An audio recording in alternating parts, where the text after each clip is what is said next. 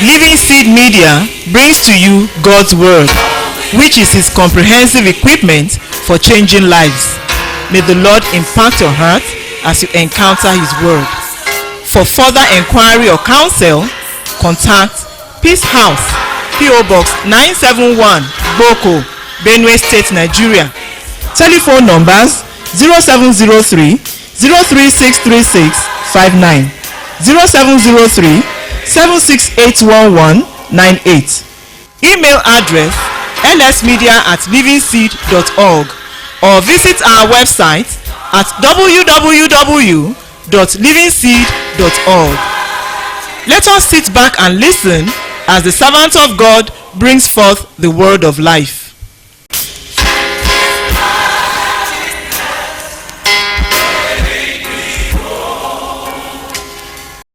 Please be seated as we take the word of God one more time.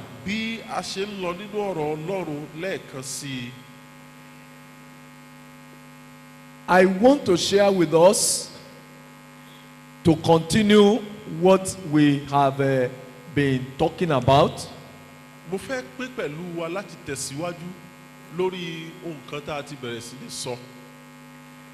You know that we have been looking at the home that will produce godly seeds. The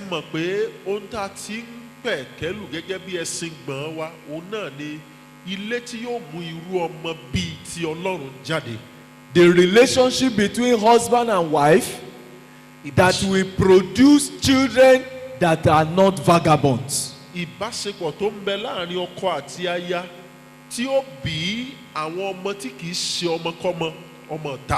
The kind of home atmosphere that we said is created by the relationship between husband and wife. We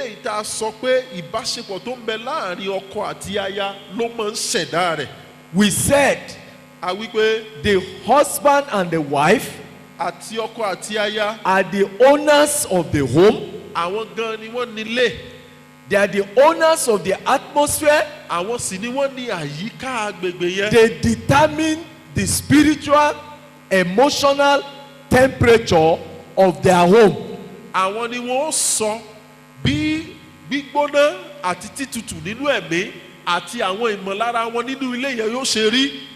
The husband and the wife, and I want you to listen to me tonight, must not submit the atmosphere of their home to anybody else.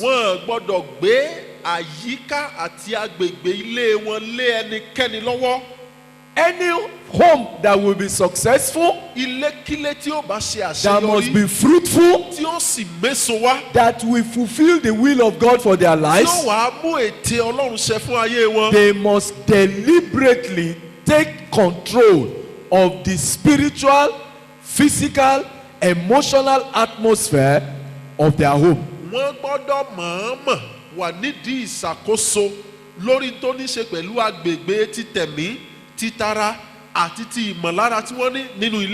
They are the owners of their home. They are the owners of their atmosphere. It is not the children. The children are passengers. Sooner than later, they will drop. Mother-in-law, father-in-law, they are not the owners of the home.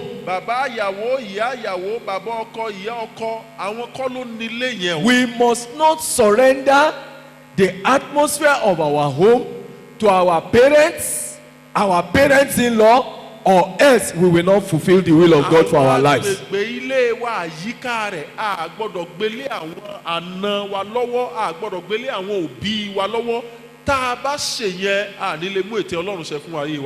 The control of the air conditioning system of your home should be in the hand of the husband and the wife.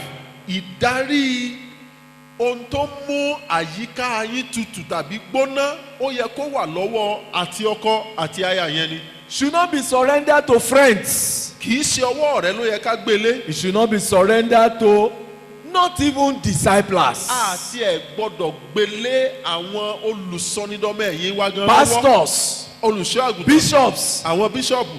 they can make inputs. wọ́n lè bá wa dá sí i tó ń ṣẹlẹ̀ ńbẹ̀. They should make ó inputs. sì yẹ kí wọ́n fẹnu sí i. But the final analysis, ṣùgbọ́n àkótán rẹ̀. my home is my responsibility. ilé mi ojúṣe mi ni. And I will stand before God n ó sì dúró to níwájú give Ọlọ́run account of my home. láti ṣe ìṣirò rẹ̀.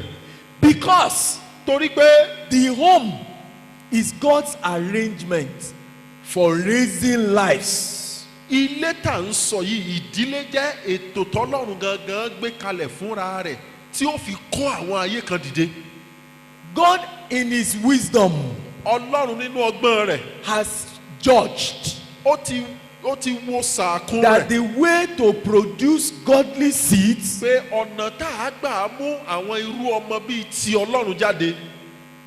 the way to produce children like God, ọ̀nà tá a gbà mú àwọn ọmọ tó jọ Ọlọ́run jáde. the way to fill the ark with godly people ọ̀nà tá a gbà tá a fi kún ayé pẹ̀lú àwọn ènìyàn ìwà bí Ọlọ́run. is to create a pot where they will be cooked. kí òun ó ṣe kòkò kan níbi tá a ó ti máa ṣe wọ́n. The relationship between husband and wife ìbáṣepọ̀ láàrin ọkọ àti aya is the cooking pot Oh, that the- produces godliness in the society. kòkò ìṣebẹ̀ tí máa mú ìwà bí Ọlọ́run wọ àwùjọ wá. There are only two institutions ìgbékalẹ̀ méjì péré ló wà that God himself established tí Ọlọ́run fúnra rẹ̀ dá to ensure righteousness in the society. láti rí i dájú wípé òdodo gbilẹ̀ ní The àwùjọ. first is the home, àkọ́kọ́ òun lọ̀rọ̀ dílé. the second is the church. èkejì òun ní ti ìjọ. But the primary one is the home. ṣùgbọ́n eléyìí tó ṣe gbòógì jù gan ni The ìdílé. church is only an aid, an input into what happens inside families. ìjọ òun kàn jẹ́ ohun tó ń dákún ohun tó ń ṣẹlẹ̀ nínú ìdílé ni. And if God is going to affect our nation, bí Ọlọ́run ó bá sì nípa lórí orílẹ̀-èdè wa. God has to affect our homes. Ọlọ́run gbọ́dọ̀ ní ipá Two, lórí ilé wa. two things that I have noted. I told myself, if I'm going to pour my energy and my life, two things I must pour into. mo ti sọ fún ara mi nǹkan méjì tí mo lè ná ẹ̀mí mi gbogbo ayé mi lé lórí. The Méjì home, ni ilé the church. ìjọ. But I'm discovering ṣùgbọ́n mo ń ṣàkíyèsí that more often than not, ju bó ṣe máa ń ṣẹlẹ̀ it lọ. is the homes themselves that color the church. ilé yẹn gan ló máa ń sọ bí ìjọ ṣe rí. Because even the pastor is a home. torí pé olùṣọ́ àgùntàn gan fúnra ẹ̀. And ilé the kan home lòun náà. of the pastor àti ilé olùṣọ́ àgùntàn is yẹn going ìdílé to ẹ̀. color the church. ó ní ó sọ bí ìjọ náà ó ṣe rí. So the home is non-negotiable. torí náà ọ̀rọ̀ tá à ń sọ yìí kò sí ìdúnàdúrà ń pa rẹ̀. If we are going to have godliness in our society, tá a bá fẹ́ ní ìwà bí Ọlọ́run ní agbègbè àwùjọ wa. God's arrangement ètò tọ́lọ́run gbé kalẹ̀ for righteousness in the society fún òdodo láwùjọ is the home ó ní ìdílé and the church. àti ìjọ. The reason we are saying this ìdí tá a fi ń sọ ilé is because we see God interested in ó ní families. pé a rí i pé Ọlọ́run ní inú dídùn sí àwọn ìdílé àwọn ẹbí. God relates with families. Ọlọ́run bá àwọn ẹbí lò papọ̀. When God relates with a man tọ́lọ́run bá ń bá ẹnìkan ní and succeeds with that man, tó sì ṣàṣeyọrí lórí ẹ̀. God's next project is to involve his family. ètò tó kàn tí Ọlọ́run ó gbé ṣe ó ní pé kó fi ọwọ́ àwọn ẹbí rẹ̀ bọ́. God is interested in families. Ọlọ́run nínú dídùn sí àwọn ẹbí yẹn. In Psalm 68 verse 6. ní orin Dáfídì orí ìkejìdínní Psalm àádọ́rin. 68 verse 6. orin Dáfídì orí kejì ó dín The ní Bible àádọ́rin. says, and I want us to read it. Can you read it for me in Yoruba before I continue in English? Psalm 68 verse 6. orí ìkẹrin orí ìkejìdínní àádọ́rin ẹsẹ̀ ìkẹfà rẹ̀ wí pé Ọlọ́run mú ẹni òfo jókòó nínú ilé. Ẹni kíni yìí? Ẹni òfo. Ẹni òfo. The solitary. Ṣé bí Yorùbá Bible ṣe pè nìyẹn? Ẹni òfo, ẹni tó dá wà. Tó nìkan ló dá wà. Ṣé ìtumọ̀ nìyẹn? Ṣé a rí Yorùbá mi yàtọ̀ sí King James yìí? A bá rí ìròyìn ayọ̀. Ìròyìn ayọ̀ kí ni wọ́n wí? Tàwọn olóògbé ìròyìn ayọ̀ dání. Kò sí ìròyìn ayọ̀ kankan bí.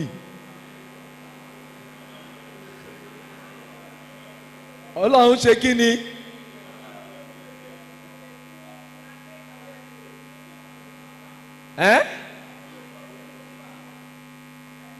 Ẹ jẹ́ kí n gbọ́ kan. Ó dá bàbá yìí, ẹ jẹ́ n gbóhùn ti bàbá yìí. Yes. Ó ń pèsè ibùjókòó fún àlejò tí òun nìkan wà. Yes.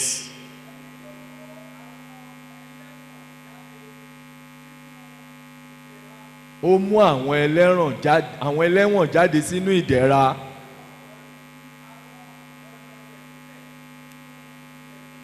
Ó fi àwọn ọlọ̀tẹ̀ sílẹ̀ níbo? Nínú ilẹ̀ gbígbẹ. Good. Read that your own now that we have something else. Ọlọ́run mú ẹni òfo jókòó nínú ilé. Yes. Ó mú àwọn tí a dè lé ẹ̀wọ̀n jáde wá sí ìrọ̀ra. Yes. Ṣùgbọ́n àwọn ọlọ̀tẹ̀ ní ń gbé inú ilẹ̀ gbígbẹ. God sets the solitary in families. Ẹni tó dá nìkan wà tí ò léèyàn tí ò ní nǹkan kan Ọlọ́run gbé kalẹ̀ nínú ilé. Except that person is rebellious. Àyàfi tẹ́nìyẹn bá jẹ́ ọlọ̀tẹ̀ lókù.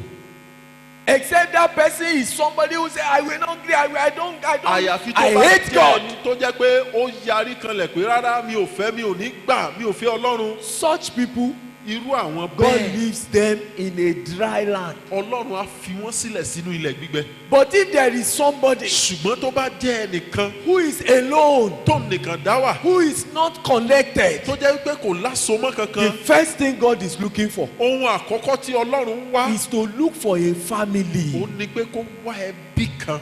and plant that person in families. Á wá gbé sínú ilé yẹn. God seems to think Ó dàbí pé Ọlọ́run ń ronú báyìí pé people cannot survive àwọn èèyàn ò lè yí jẹ́ unless they are part of a family. àyàfi tí wọ́n bá jẹ́ ara ìdílé kan. People cannot do well. Àwọn èèyàn ò lè ṣe dáadáa. Children cannot do well Àwọn ọmọ ò lè ṣe dáadáa. unless they are part of a family. Àyàfi tó bá gbé wọn sínú ẹbí kan. Unless they have a sense of belonging to a Àyàfi tí family. wọ́n bá ní ìrònú pé ara ẹbí kan làwọn jẹ́. So if somebody is alone, Tọ́nà tí ẹnìkan bá dá wà.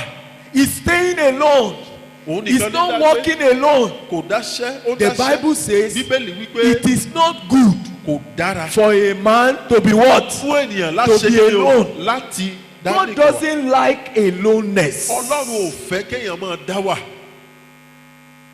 So as a man, Tọ́nà gẹ́gẹ́ bí God ènìyàn, gives you a wife. Ọlọ́run fún ọ láya gẹ́gẹ́ bí He's ọkùnrin. creating a family. Ó ti ń dá ìdílé He nìyẹn. wants all the people that come to the world, Ó wá fẹ́ kí gbogbo àwọn tó bá wá he sáyé. wants them to grow within a family. Ó fẹ́ kí wọn ó dàgbà láàrin ilé yẹn. I don't know whether you understand what I'm Mi saying. ò mọ̀ bóyá tí mò ń sọ yé yín. God sets families up Ọlọ́run máa ń kọ́ ìdílé sókè.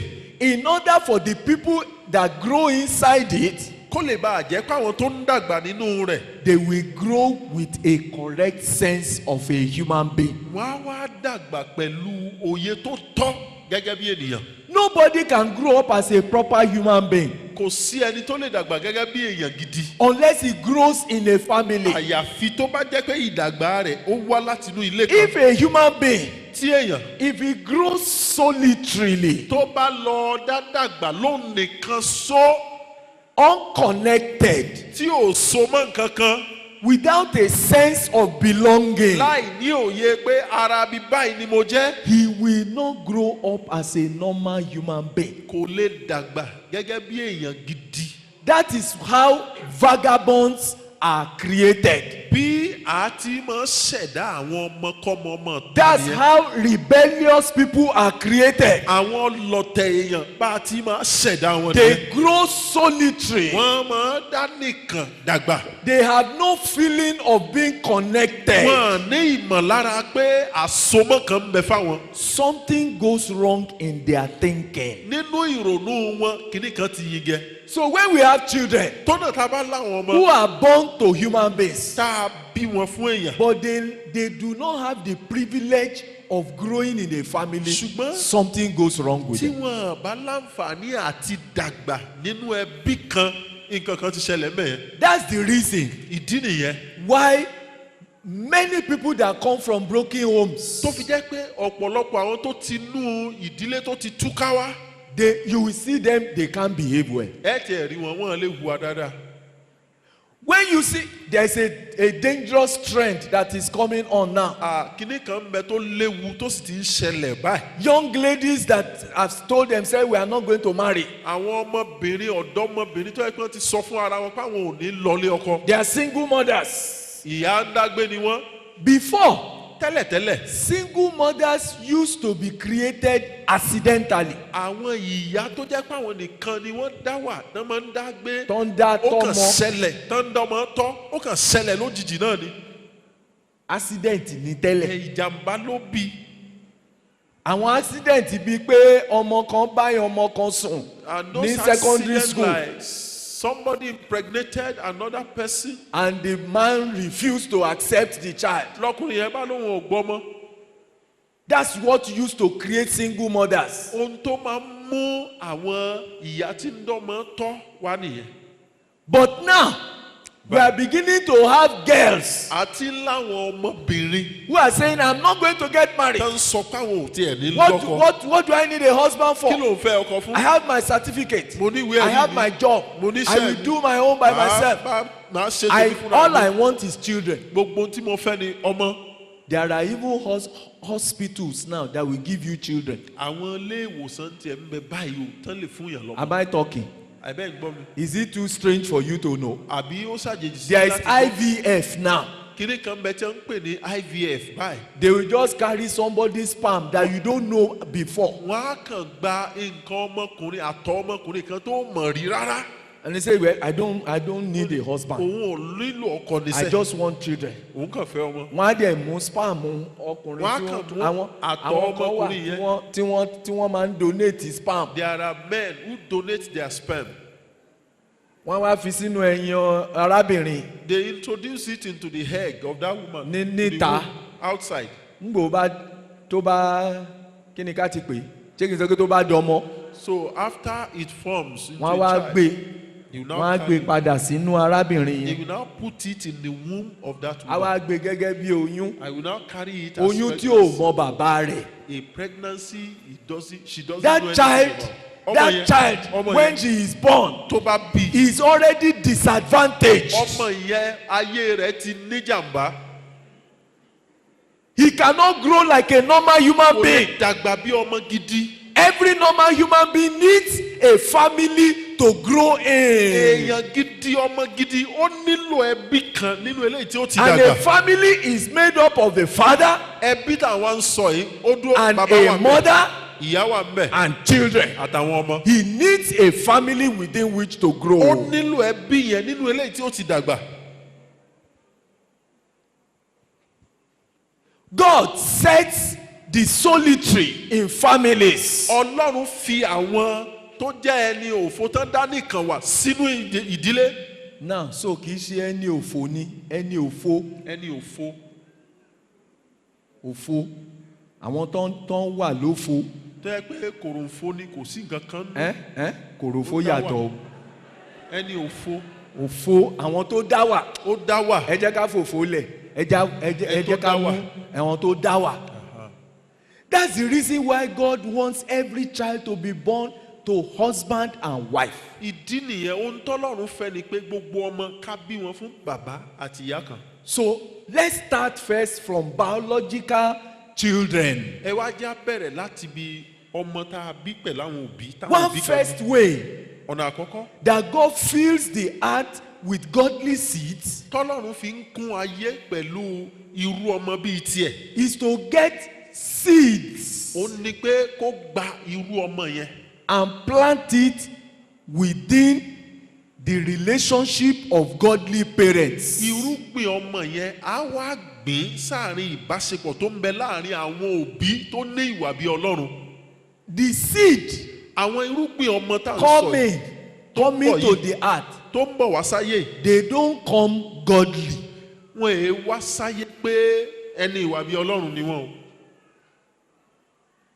Is somebody listening to me? ǹjẹ́ gbọ́n tí mo sọ yẹn. Children that come from heaven, àwọn ọmọ tí ń tọ̀run bọ̀ they don't come godly. wọn èé wá pé They ẹni don't ìwà come bí Ọlọ́run wicked. ni wọn. wọn èé wá pé They are èèyàn burúkú ni wọn. neutral. wọn à mọ nǹkan kan. Actually, they are more wicked than godly. láti sòdodo tá a bá wá wò gan àwọn burú ju ká sọ pé wọ́n jẹ́ èèyàn bí Ọlọ́run David lọ. said, Dáfídì wípé from my mother's womb. láti inú ìyá mi Láti ṣe kíni? láṣẹ kiri.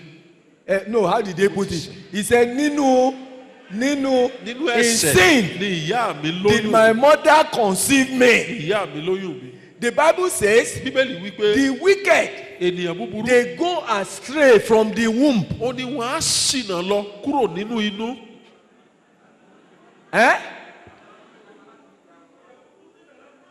Láti inú ìyá rẹ̀ wá. inú ìyá rẹ̀ wá. Are you following me? The Bible says, in the heart of small children. Bíbélì sọ pé lí àyà ọmọdé. Kí ló wà ń bẹ̀? What is there? Wèrè. Foolishness. No child is born righteous. Kò sọ́mọ tá a bí lólódodo. It is the atmosphere of righteousness that produces godly children. Agbègbè òdodo àyíká òdodo ní máa bí àwọn ọmọ. That is why Kí nìyẹn? a child that is left to himself, Ọmọ tá a bá fi ilẹ̀ fúnra ẹ̀. excuse me, Ẹ jọ̀ọ́. the fact that he was born by pastor does not mean anything. Wípé olùṣọ́ àgùntàn bàbá rẹ̀ kò túmọ̀ sí nǹkan If kan. you leave him alone, Tó o bá dá fi ilẹ̀. leave him solitary, Ẹ fi ilẹ̀ lóhùn nìkan. put him outside family, Ẹ jẹ́ ó jáde kúrò nínú odi ẹbí. he will bring shame. Ìtìjú ni yóò mú wa. I even normally crack a joke. It looks like a joke, Mo but máa it's the sábà truth. sọ ọ̀rọ̀ kan tó dàbí àwàdà. Òtítọ́ sì ni o. Even if they conceived a child inside church. Kódà tí wọ́n bá lóyún ọmọ nù ṣọ́ọ̀ṣì. Tán bá bí kí náà máa fi bí? Tó bá bí what would they give birth to? Wèrè. Foolish child. Yorùbá ló pè ń wèrè o. It's Yoruba people. Are you hearing me? Ṣẹ́gbọ́n. You know there are churches that used to be built. Ẹ mọ̀ pé àwọn ìjọ kan bẹ tán máa ń kọ́. Tán bá when they build the church, Tí wọ́n bá kọ́. they will build offices at the back of the Wọ́n á wá altar. kọ́ àwọn yàrá ilé-iṣẹ́ sí ẹ̀yìn Sometimes pẹpẹ. they build a flat on top of Ìgbà the míì altar. wọ́n lè kọ́ ilé téèyàn lè sùn sí orí pẹpẹ. Ibẹ̀ ni pastor ń gbé. That's where the pastor lives. Ṣé ń gbọ́ mi? Ẹ̀ ń gbọ́? Bedroom pastor Yàrá oorun pastor. orí altar. Is directly on the altar. So nbo wọ́n ti lóyún gbogbo àwọn ọmọ wọn Where did they conceive all their children? lórí altar. It's on the pulpit now. On the altar. Ẹ má jẹ́ kí n tàn yín. Don't let me Táwọn ọmọ deceive yẹn bá wáyé, you. If those children irú ọmọ wo náà máa bí? which kind of children will they give birth to? The same kind of child. Irú ọmọ kan náà ni. No child is born righteous. Kò sí ọmọ tá a bí lólódodo. God depends on the family relationship On to make righteousness out of seeds. sinmi lé ìbáṣepọ̀ tó ń bẹ nínú ìdílé láti mú òdodo jáde wá láti inú àwọn irú ọmọ bẹ́ẹ̀. So God expects Torí náà Ọlọ́run retí that father and mother, pé bàbá their àti ìyá relationship ìbáṣepọ̀ wọn creates an atmosphere kó ṣe agbègbè kan that the children can grow in tí àwọn ọmọ lè dàgbà nínú and the ẹ̀. children can become righteous under their nose. Wọ́n á sì wá di olódodo lójú wọn báyìí. So this familyness, Torí náà ìjẹ́ ara ẹbí yìí familyness ìjẹ́ ara ẹbí tá à ń sọ yìí is so important. ó ṣe pàtàkì. It is the cooking pot òun ní kòkò ìsebẹ̀ that creates righteous seeds. tó ń bí àwọn irúgbìn òdodo. First, Àkọ́kọ́, our biological children. àwọn ọmọ tá a wà gangan bí nípa tara. And the Bible says, Bíbélì sì sọ pé train up a child in the way he should tọ́ go. ọmọ ní ọ̀nà tí yóò rìn. I'm going to be moving fast now because A ṣe pépèpé báyìí. my time is not favorable again Àkókò tonight. yẹn ó ti ń lọ kíákíá. Train up a child Tọ́ ọmọ in the way he should go. ní ọ̀nà tí yóò rìn. When he is old, Nígbà tó bá He will not dàgbà depart. tán So- kò ní kúrò mbẹ̀. what is the meaning of training a Kí child? ni ìtumọ̀ ká tọ́ ọmọ? Constrain a child into a path. Fi ipa tí ọmọ ó tọ̀ fi ẹsẹ̀ rẹ̀ mọ ọ̀nà yẹn nìkan. And you have to constrain that child. Ó wàá fi ipá ló fi mú gba ọ̀nà yẹn. Wàá fi ipá mú. Constrain. Maybe that is the closest.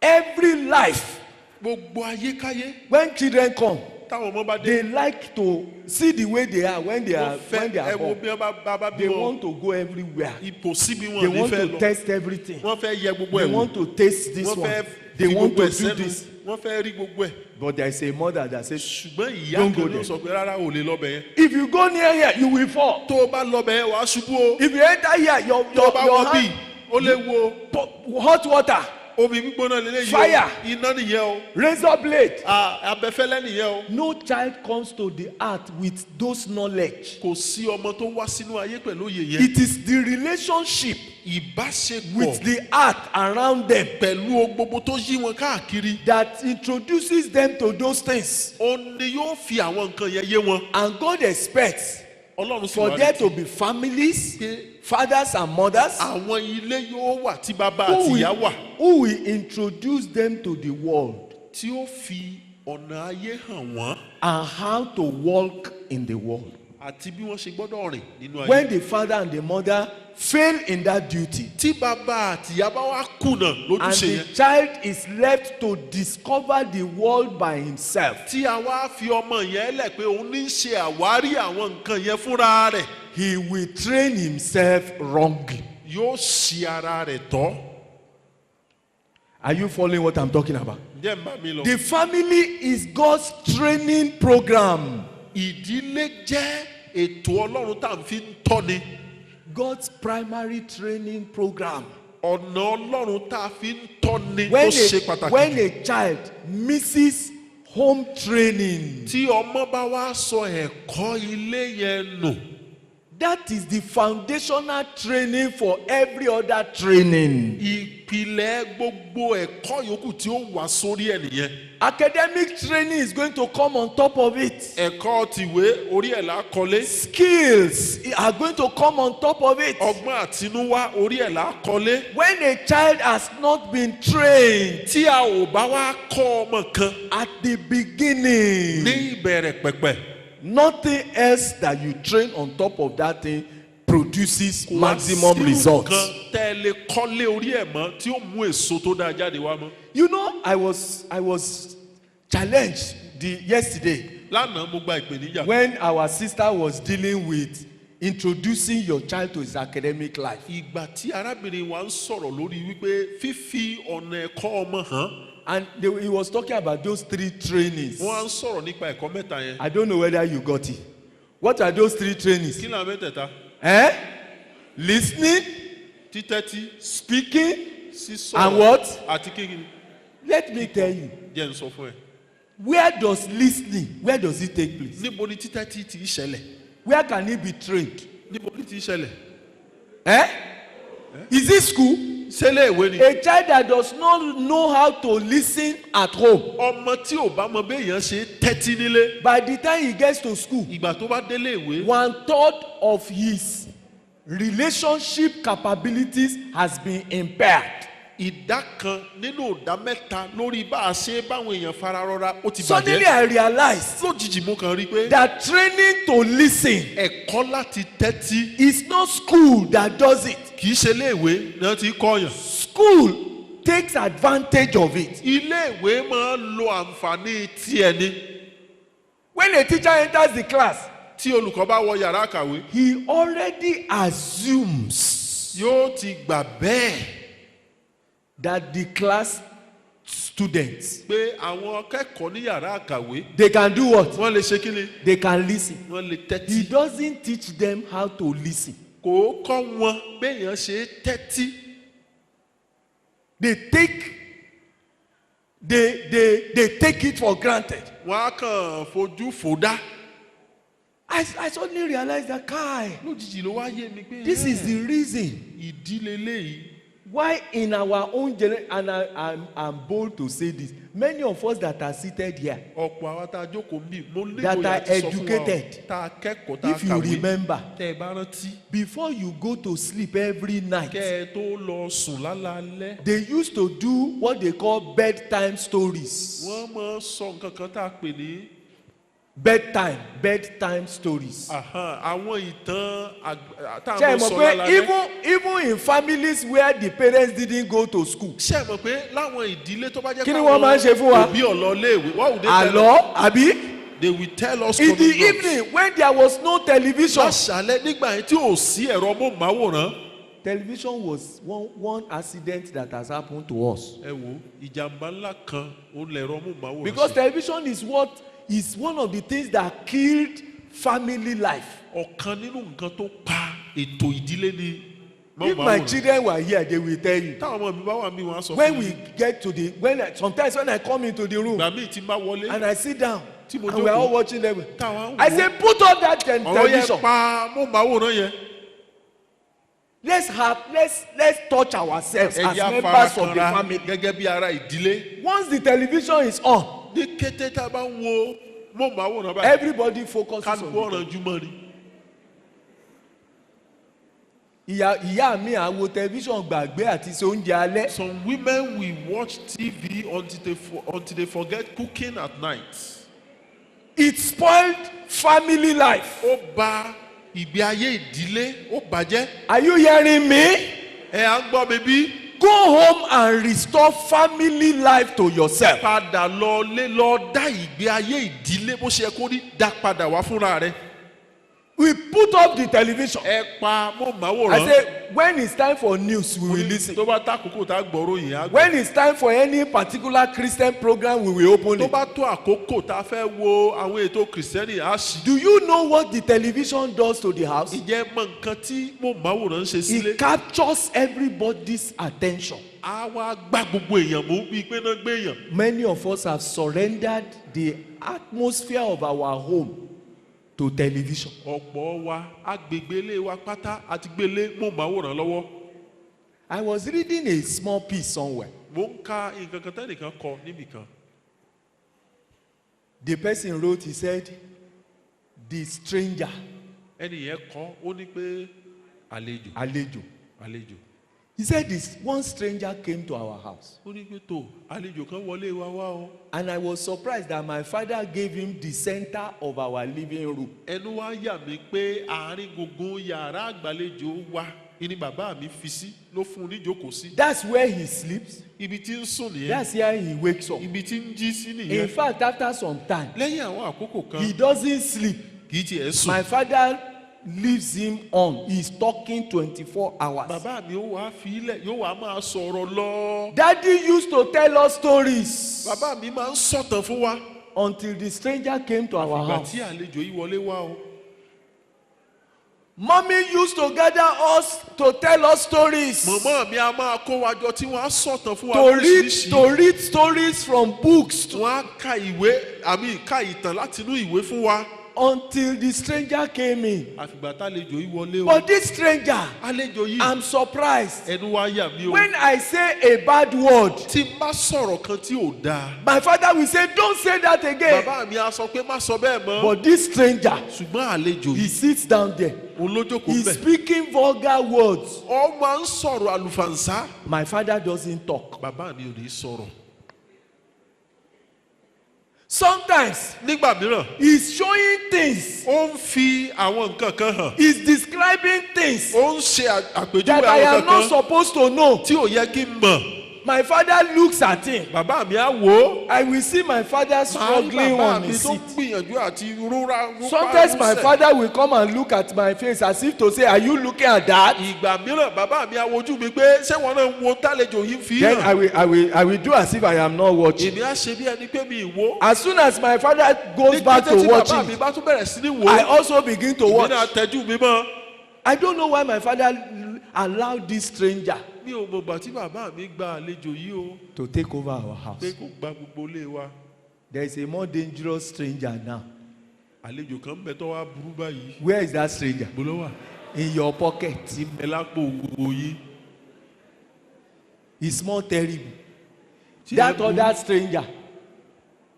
That first àlejò stranger. ilé ìta kọ́kọ́ We sọ used yẹn. to put him on, àwa là á mọ̀ tán. put him off. à á mọ̀ pa. There is a stranger now. àlejò kan ń bẹ ní ìsìn. We don't put him on. àìtàn We àìpa. carry him everywhere. à á mọ̀ He's the one that wakes up. o ní yóò jí wa. He wakes us up. yóò jí wa. Torororo, torororo. tọ́rọ́rọ́rọ́.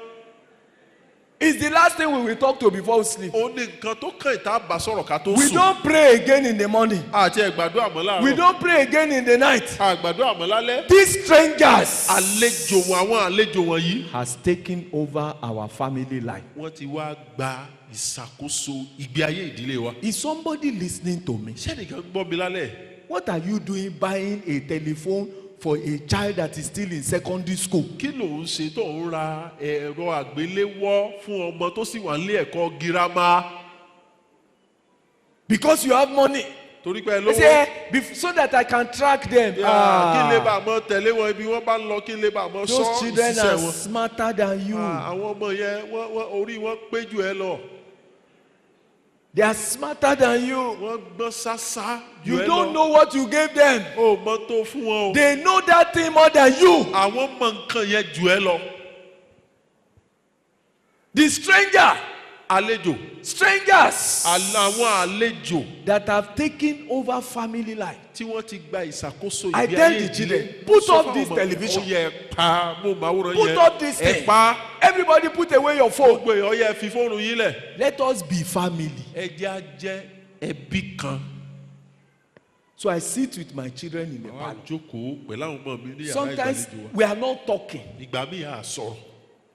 We are just being family. a kàn ń sàn gbé ẹbí kan ni wá. The small boy will stand up and come and lie on my leg. èyí kékeré á wá sùn sórí ẹsẹ̀ mi. Yes. Then I will see that his hair is bushy. màá wá rí i pé irun rẹ̀ ti kún jù. You see, you don't see all those things again. gbogbo nǹkan yẹn àrí mọ́. Because there is no, how will I, there's no family life again. kò sí ìgbé ayé ìdílé ẹbí tó sopọ̀ mọ́. There is no connection again. ẹbí tó sopọ̀ tó so wá pọ̀. We are building houses now. à ń kọ́lé sínsìn. Every child has his own room. ọmọ kọ̀ọ̀kan ló ní yàrá tiẹ̀. So when they come home, tí wọ́n bá wá wálé. everybody goes into their room. kálukú ọyẹ wọ yàrá yín. Daddy also goes into his dádì room. náà wọ yàrá Mommy rẹ̀. goes into his room. mọ́mí náà wọ yàrá They ẹ̀. are all tenants living in a house. gbogbo wọn jẹ́ Family, ayálégbà. family is what God is looking for. ẹbí ìdílé yẹn gan lọ́lọ́run fẹ́. And we had these families before. a sì ní tẹ́lẹ̀ o ìdílé. I look at the reason why the homes of our parents were more mo stable. wá máa ń wò pé ìdí tí àwọn ìdílé àwọn òbí wa tó fi fẹsẹ̀ múlẹ̀. They had family. wọ́n láwọn ìdílé. Wọ́n ní oríkì tí wọ́n fi ń kira wọn. they have special encomiums for themselves. They have special names. wọ́n lórúkọ oríṣiríṣi oríkì. Wọ́n ní àkànjí ọkọ̀. No, àkànjí you tí ó know, gọ̀. when I wake up in the morning tí bá jí lóòrọ̀. and I meet my grandmother, tí mo bá màmá I can't bàbá pass. mi I know pàdé. that I must hear mo my mọ̀ orí. pé wọ́n gbọ́dọ̀ sọ oríkì yẹn. Káàárọ̀ ọkọ mi. ọkọ mi good morning o. I will not say more than ẹ that. má jẹ wí o. I know your ears are already, you are ready ẹ to ti hear fẹ́ it. gbọ́. It doesn't concern you. kàn yín. Wọ́n á kì mí látòkè délẹ̀. he will now rain encomiums on me. Màá wá dọ̀bálẹ̀. iná àwa àwùrọ̀ prostrate. Àwa fọwọ́ pa mí lórí. we use our A ní hand to ọkọ mi káre. say Ọ̀dàgbà. good you will Wọ́n á live súre long. fún mi. she will bless me. That's family. ìdílé nìyẹn. You are going to become something tomorrow. kí nǹkan ńlá lọ́la. I was hearing it from my grandmother. látọ̀dọ̀ mọ̀mọ́ bàbá mi. That's family. ìdílé nìyẹn. When my father comes in, tí bàbá mi bá wá I wọlé wá, hear my grandmother tó máa kí bàbá mi. I will still hear my grandmother. And I- táwọn náà it will rain and come And down I from see my my father. father màá sì rí bàbá as mi. old as he bó is, ṣe dàgbà as tó, big as he bó is, ṣe tó, he has money, bó ṣe he's the lówó one yẹn. taking care of this ó grandmother. ní tọ́jú màmá yìí o. Kí ló ṣe? kí ni a ṣe o. Kàràbàtà ọ̀nà ńlẹ̀. àdàbọ̀lẹ̀ ni. A ní kárí ọkọ mi. ọkọ A mi tún God kìlọ̀. bless you. A kìlọ̀. You know, family. ìdílé tá à ń I sọ don't know how to say what I am mi saying. ò mọ bó ṣe A fẹ́ ti sọ ṣàlàyé. nǹkan gidi nù. we have lost something precious. Family life. ìgbé ayé ìdílé. God wants children to grow inside. Ọlọ́run fẹ́ káwọn ọmọ dàgbà láti You inú ẹ̀. know, each household has their own different orikis. ṣé ẹ mọ̀ pé ilé kọ̀ọ̀kan ló ní their special oríkì. All of them. all of them gbogbo wọn. Different. And Oríṣiríṣi ni. this is not just Yoruba culture. forget about pé eléyìí ṣe àṣà I Yorùbá. discovered that in different tribes, mo rí i pé nínú ẹ̀yà kọ̀ọ̀kan where they don't have oriki, they have other ways. ní those traditional special name wọ́n láwọn orúkọ míì. They have ways of connectedness. wọ́n ní ọ̀nà tí wọ́n fi gbà so mọ́ ara wọn. Connectedness. ọ̀nà tó gbà so mọ́ ara wọn. When you go out, tó o bá jáde. you are always wanting to return wàá ṣàfẹ́ tètè because you padà are wọlé. going back torí home. pé òun You padà are going lọ back sí home. ilé. For many of us today, fún ọ̀pọ̀lọpọ̀ wa lónìí. our house is not a home. ilé wa kì í ṣe ìdílé wa. It's empty. ó ti ṣòfò. It's shakala. ó ti dá wáíwáí. The people that ought to color it, they are àwọn not tó at yẹ home. kí wọ́n fi ẹwà fún wọn sílé. Now, when you have a Christian home, tó bá wá ní ìdílé ti kírísítíẹ́nì. where do we build Christianity into children? níbo là á ti máa kọ́ ìgbé ayé kírísítíẹ́nì sínú ọmọ. Excuse me, sir. ẹjọ́ sà. Not ẹjọ́ sà. Sunday school. kì í ṣe ilé ẹ̀kọ́ ọjọ́ ìsinmi. Sunday school is only an aid. ilé ẹ̀kọ́ ọjọ́ ìsinmi kan wà fún àti ìrànlọ́wọ́ sí i ni. Sunday school is only an input. ilé ẹ̀kọ́ ọjọ́ ìsinmi kan jẹ́ nǹkan tí ó dákun tá à ń The ṣe ni. primary èyí training, tó jẹ́ ti ẹ̀kọ́ discipleship ìpìlẹ̀ takes place ó at home. ṣẹlẹ̀ nínú ilé. We are often quick to quote the scripture that says women should keep quiet in the ìgbà church. mìíràn a máa tètè yára láti pe ẹsẹ̀ ìwé mọ́ tó ní káwọn obìnrin kí wọ́n dákẹ́ jẹ́ nínú Women should ìjọ. keep quiet in the church. obìnrin ẹ dákẹ́ jẹ́ nínú ìjọ. But we forget that Bible says ṣùgbọ́n a máa ń gbàgbé pé bẹ́ẹ̀lì kan náà ló if they sọ have pé any questions, tán bá ní ìbéèrè kankan what should they do? kí ni kí wọ́n ṣe. Not in the house. kì í ṣe nínú ilé gbé.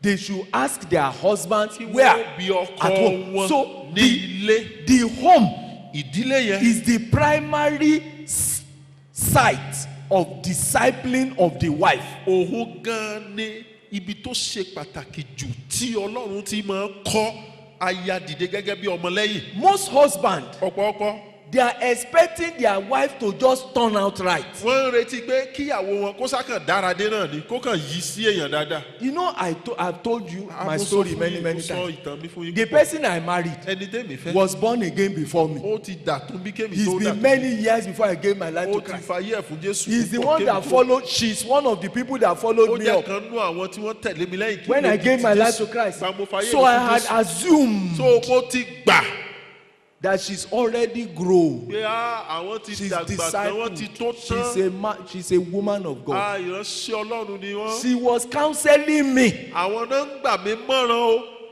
When suddenly God now said that's the person you are tó di supposed pé to marry. lójijì Olúwa jẹ́ ó yé mi pé ẹni tó fẹ́ Of ni. course, we had parted.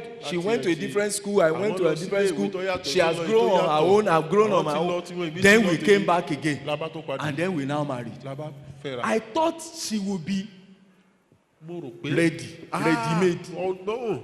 ọ̀nà. Excuse me, kò sí ìyàwó ready-made. kò síyàwó tó jẹ́ lápẹ́tán.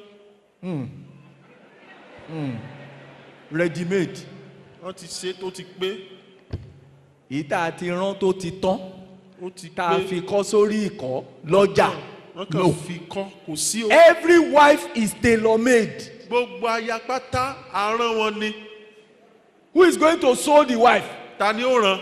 He's the husband. ọkọ ẹ̀ ní ó You rà. are the one who will train her. Ìwọ ló kọ́. You will customize her to yourself. Wàá ṣe àgbélẹ̀rọ rẹ̀ bó o ṣe fẹ́ kó rí.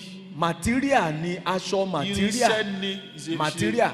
Ẹ mọ material tí wọ́n fẹ́ ránṣọ. Wàá ní You o want lọ to ra sew a material. dress, go and buy your material. Ngbò o bá délé, When you come home, wàá wá ṣe kí ni? you now do what? Wàá measure ara rẹ. Wàá wá wọ́n. Wàá gé sí You size will ara rẹ. cut her into your own Nígbà tó o bá size. gé sí size ara After rẹ, cutting those sizes, tó o bá rán ní size ara and you rẹ, tailor those tó o bá wá sizes wọ̀ together, jáde, you now wear it outside a wá fit yẹ. to now fit you. Ṣùgbọ́n àwọn ẹ ti mọ àwọn ready made ta You lọ know rà. those kind of ready-made. Bí ọ̀bá gùn jù, If it will not be too yóò long, ṣe kí ni? what will happen to Yóò it? kúrú. To be short.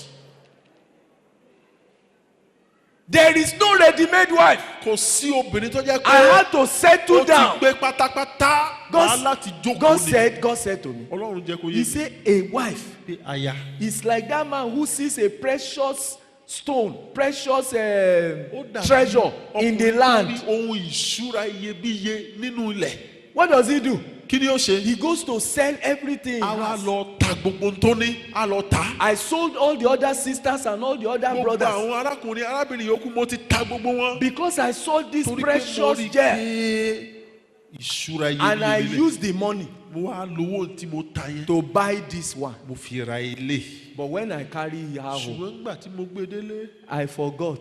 mo gbàgbé o. When you see gold, Tó o bá rí góòlù, ṣó máa ń wà nílẹ̀ pẹ̀lú 24 karat. will it just be on ground like that with 24 Can you karat? dig 24 karat gold? Can you bring So it lè down? wá jáde bẹ́ẹ̀. Where do you find gold? Bolo ti rí wúrà. Inside rubbish. Nínú àwọn ìdọ̀tí pàǹtí ẹrẹ̀fọ̀ tó ti yí mọ́. Once I buy it, Tí n bá ti rà á, I will roll up my sleeve. èmi wá ni màá tún apá I will àsokòtò now take àtàpá aṣọ mi ká. instruments, careful Àwọn ohun instrument. èlò Tí màá máa dig carefully. tí màá máa gbẹ. Mi ní mú jígà kí n sọ anyhow. Kì í kàn ṣe pé I will take a jigger A máa smash it máa ṣe anyhow. Be doing it kẹ́kẹ́kẹ́kẹ́kẹ́kẹ́. gently. Àwọn rubbish ni màá máa fi dígà Those sọnù rubbishes I will be to using my protect jigger the gold to break. when I dig it out. Kí n lè bá a dáàbò bo Even góòlù. at that, it Pẹ̀lú still yẹn, has rubbish. When I bring it out, tí n bá gbé then I jáde will tán, start refining màá it. wá bẹ̀rẹ̀ sí ní dà á. Aunty, Aunty. mo lè gbé yín kaná torí I mo fẹ́ can- kẹ́ ẹ fine. I can refine you because I want you to come out fine. Màá gbé yín kaná. I will refine you in fire. Ẹ dárúkọ fire yẹn mo fẹ́ gbọ́. I put fire under I you. will You say put yeah fire I say under ah you. kó o bá ṣe kí ni kó o bá jẹ́ 24 I want karat. you to turn out well. Àǹtí bẹ́ẹ̀ yẹn kọ́ ni wọ́n ṣe ń ṣe. And This this is is how we not do like this. that. This is how The we do home it. Ilé tá à ń sọ yìí. husband and wife Ọkọ relationship aya ìbáṣepọ̀ wọn, family ìdílé, is God's first sight ètò ibi ìṣiṣẹ́ Ọlọ́run ni for discipling the mother láti sọ ìyá di ọmọ ẹ̀yìn. before the children will start coming. Káwọn ọmọ ó tó bẹ̀rẹ̀ Let sí me ní wá. touch some quick implements of discipling the children in the home. Ẹ jẹ́ kí n mẹ́nu bà ní díẹ̀díẹ̀ ní kíákíá àwọn irinṣẹ́ tá a máa lò láti Be sọ praying àwọn for ọmọ me that I will go fast. di ọmọ ẹ̀yìn nínú ilé. Ẹ I- máa gbàdúrà fún mi kí n tètè ṣe kánkànkán. First, of course, Àkọ́kọ́, is instruction. ó ní ìtọ́ni. Instruction. Ìtọ́ni. Train your child in the way which you should Tọ́ go. ọmọ rẹ lọ́nà tí ó rìn. Correct your child so that he will give you rest. Tọ́ ọmọ rẹ sọ́nà kó lè fún ọ ní ìsinmi. Three principles of discipline. Ìgbékalẹ̀ Three ìlànà. activities. Okay. Ojúṣe mẹ́ta. Instruction, Ìtọ́ni. correction, Ìtọ́ni sọ́nà. Iṣẹ́ àtúnṣe. àtúnṣe, Àtúnṣe. ìṣàtúnṣe. Then the third one is called Ìkẹta wa ni à ń modeling. pè ní ká sọ dàbí a ṣe fẹ́ kó rí gan kó dàbí ojúlówó yẹn. Model. Ayé yìí ń gbà tá a bá bẹ̀rẹ̀ sí ṣàlàyé. When we are Instruction explaining, you will understand. is not difficult, isn't it? Ìtọ́ni yẹn ò le. One of the biggest instruments of instruction Ọ̀kan nínú irinṣẹ́ tí a máa lò fún ìtọ́ni in the Christian home nínú ìdílé is what we Christian. call the family altar. Ohun tá a pè ní pẹpẹ ìdílé. Is that all right? Ṣé ó ti yé wa? Family altar. Pẹpẹ ìdílé. But maybe what I want to say about the family altar is Bóyá to tí mo fẹ́ correct sọ nípa yẹn, certain things that we do in our family ó altar. ní pé kí n tún ìrònú wa yí padà lórí àwọn nǹkan tá a máa ṣe níbẹ̀. You know, yesterday Ẹ mọ̀ pé lánàá I talked about individual mo altars. sọ nípa pẹpẹ olóríjorí. Make sure each of your children are connected to God. Rí i dájú wípé ọ̀kọ̀ọ̀kan náà àwọn ọmọ rẹ wọ́n so mọ́ Ọlọ́run. When you come together, Tẹ́ ẹ bá wá you papọ̀, are supposed to bring together ó yẹ kẹ́ ẹ mú wá the papọ̀. various relationships with God that you have. Onírúurú ìbáṣepọ̀ pẹ̀lú Ọlọ́run tẹ́nìkọ̀ọ̀kan yín ti ní. Majority of us, Ọ̀pọ̀ wa, tá a bá fẹ́ ṣe family altar, when we want to do our family altar, gbogbo wa jókòó ní pálọ̀. all of us will sit down. Number We sit one, down. ẹ kọ́kọ́ jí àwọn ọmọ láago márùn-ún àbí The mẹ́fà. first thing is you wake up the children 5 or 6 a.m. They are still, and they are still Sleeping. trying to wake up. then you drag them to the pálọ̀. Ẹ wọ̀ wọn wá sí yàrá ìgbàlejò. Move away from that loudspeaker. Everybody will sit down. So kálukú ó jókòó. In some houses, Láwọn ilé kan, ẹ gba gbọ̀ngàn. 5 minutes later, ẹ ti ṣe kí Ìṣẹ́jú ni? márùn-ún lẹ́yìn yẹn, ẹ tún gbá aago. Tọ́lọ̀ ń bá bí ẹ dá, tọ́ ọ bá wà ní ìjókòó. If you, Ngbà tí aago kejì tó lù, if the second Ó ti ṣe kí ni? bell should ring, orugi oyin. you are in trouble. Kí ló fi máa jáde láti inú yàrá? What will you come out Ìgbà with? tí ìgbà mú kẹ́rẹ́ wẹ́fẹ̀. Slap, Sit down wẹ́fẹ̀. beating Tó o gbàgbọ́ family Did you altar. hear the bell?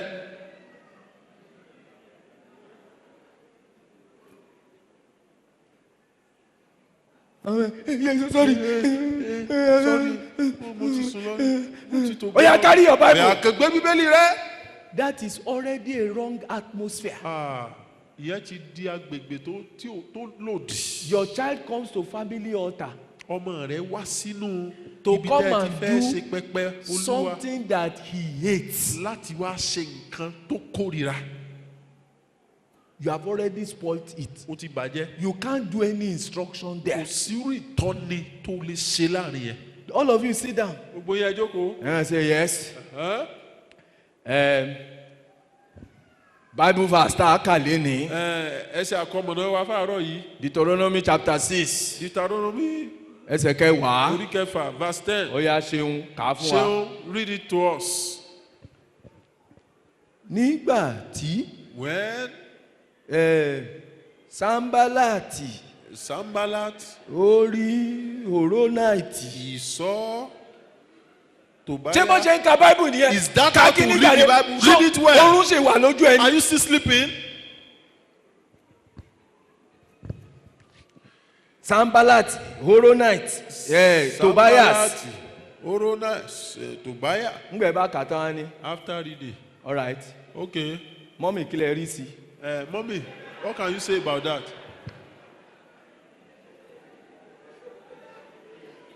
Àbí bẹ́ẹ̀ kọ́. Is that not how we do it?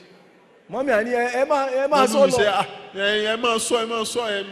Ẹ máa sọ Ẹ̀yin nṣo. náà lẹ́ sọ. Ẹ̀yin náà ni ẹ máa sọ. Say it on, say on. Continue. Bó ṣe ní ẹ máa sọ lọ. After saying that, okay, you can Mọ́mì continue. dìde túrú ó lọ Mommy kitchen. will stand up Ó straight lọ to the gbómi kitchen. kaná. She goes there to put fire on water. Nígbà tó wá water on jókòó. fire. After coming back to sit down. Jùmọ̀kẹ́. Jume, Sáré lọ ṣí omi ní balùwẹ̀. oya, go and turn on the tap. All right. The bathroom. Kúnlé, Kunle, kí ni ìwọ rí sí? so what can you say about where we read? Sanballat. Actually, that Sanballat. Ọlọ́run sọ pé ká má dàbí Sanballat. God said we should not be like Sanballat.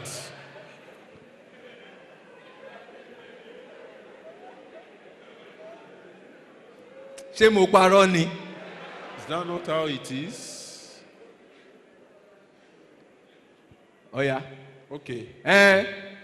ṣẹ̀rí àwọn èèyàn kan wà wọ́n dàbí Sanbalati. You see, there are some people, they look like Sanballat. pẹ̀lú àwọn onírúurú ilé báyìí. In a kind of family like níbi táwọn this, ọmọ ń gbé.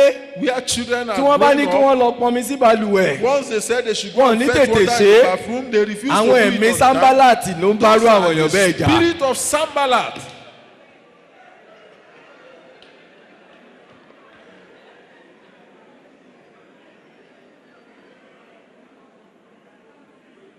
ọ̀ya àti parí ẹ̀kọ́. So let's finish for today. ọ̀ya fún wa ní chorus kan bẹ́ẹ̀. You give us a chorus. Daddy èmi mo fún yín chorus Daddy, lánàá. èmi mo kọ tẹ̀kan náà. ẹ jẹ́ kí Ṣeun kó fún wa ní chorus Let Ṣeun lẹ́nu. give us one today. èmi wo ni èmi ṣé mi la kọrin ni Me, am ìwọ I kọ́ ló wà choir la member? kọrin You are ni. the one in choir.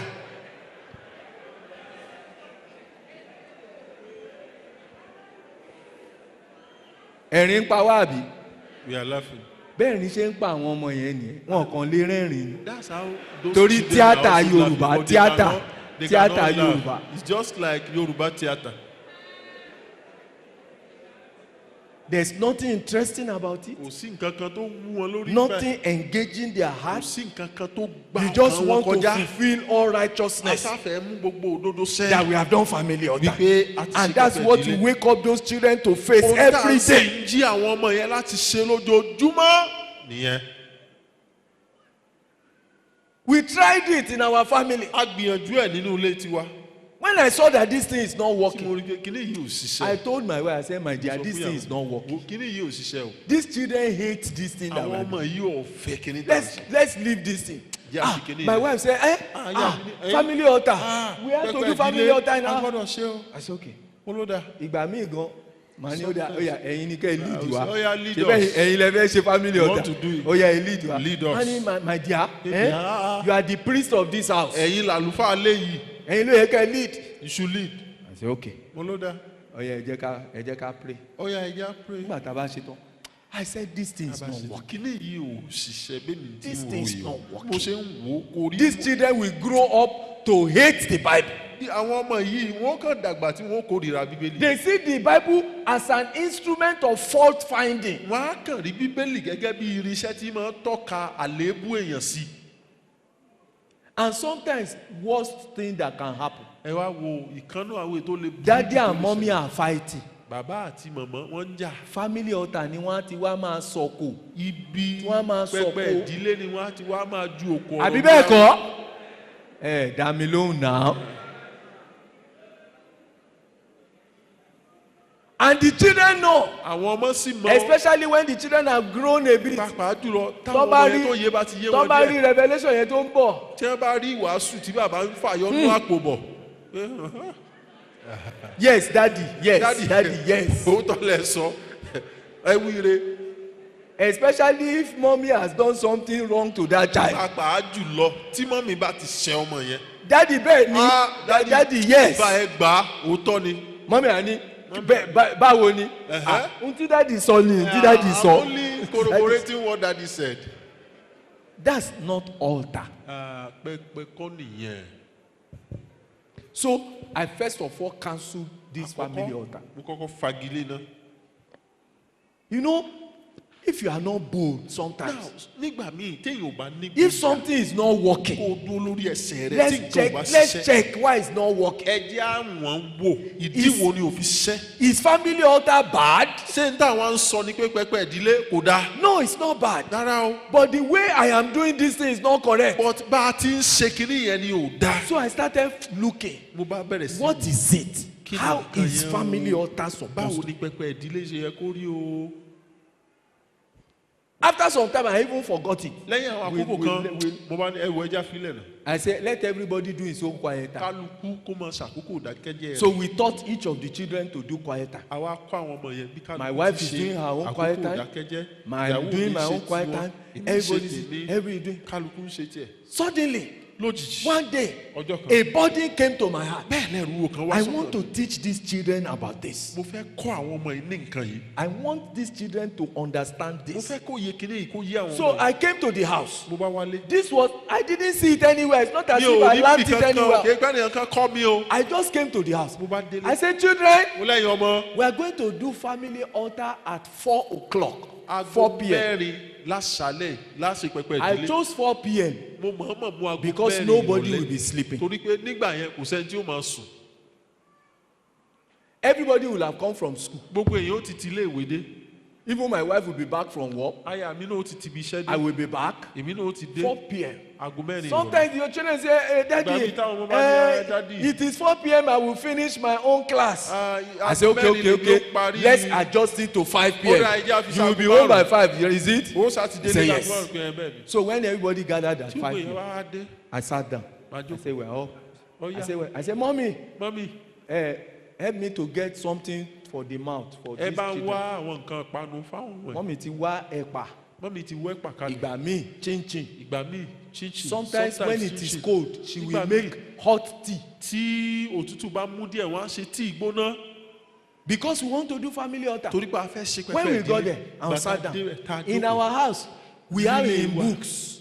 a We have ní hymn book. ní ìwé orin. We sit down. a jókòó. Everybody has his own hymn book. kálukú gba tiẹ̀. And say, from when they were young, láti ìgbà tán ti kéré I ní o. taught my children all the àwọn hymns. ọmọ mi àwọn orin.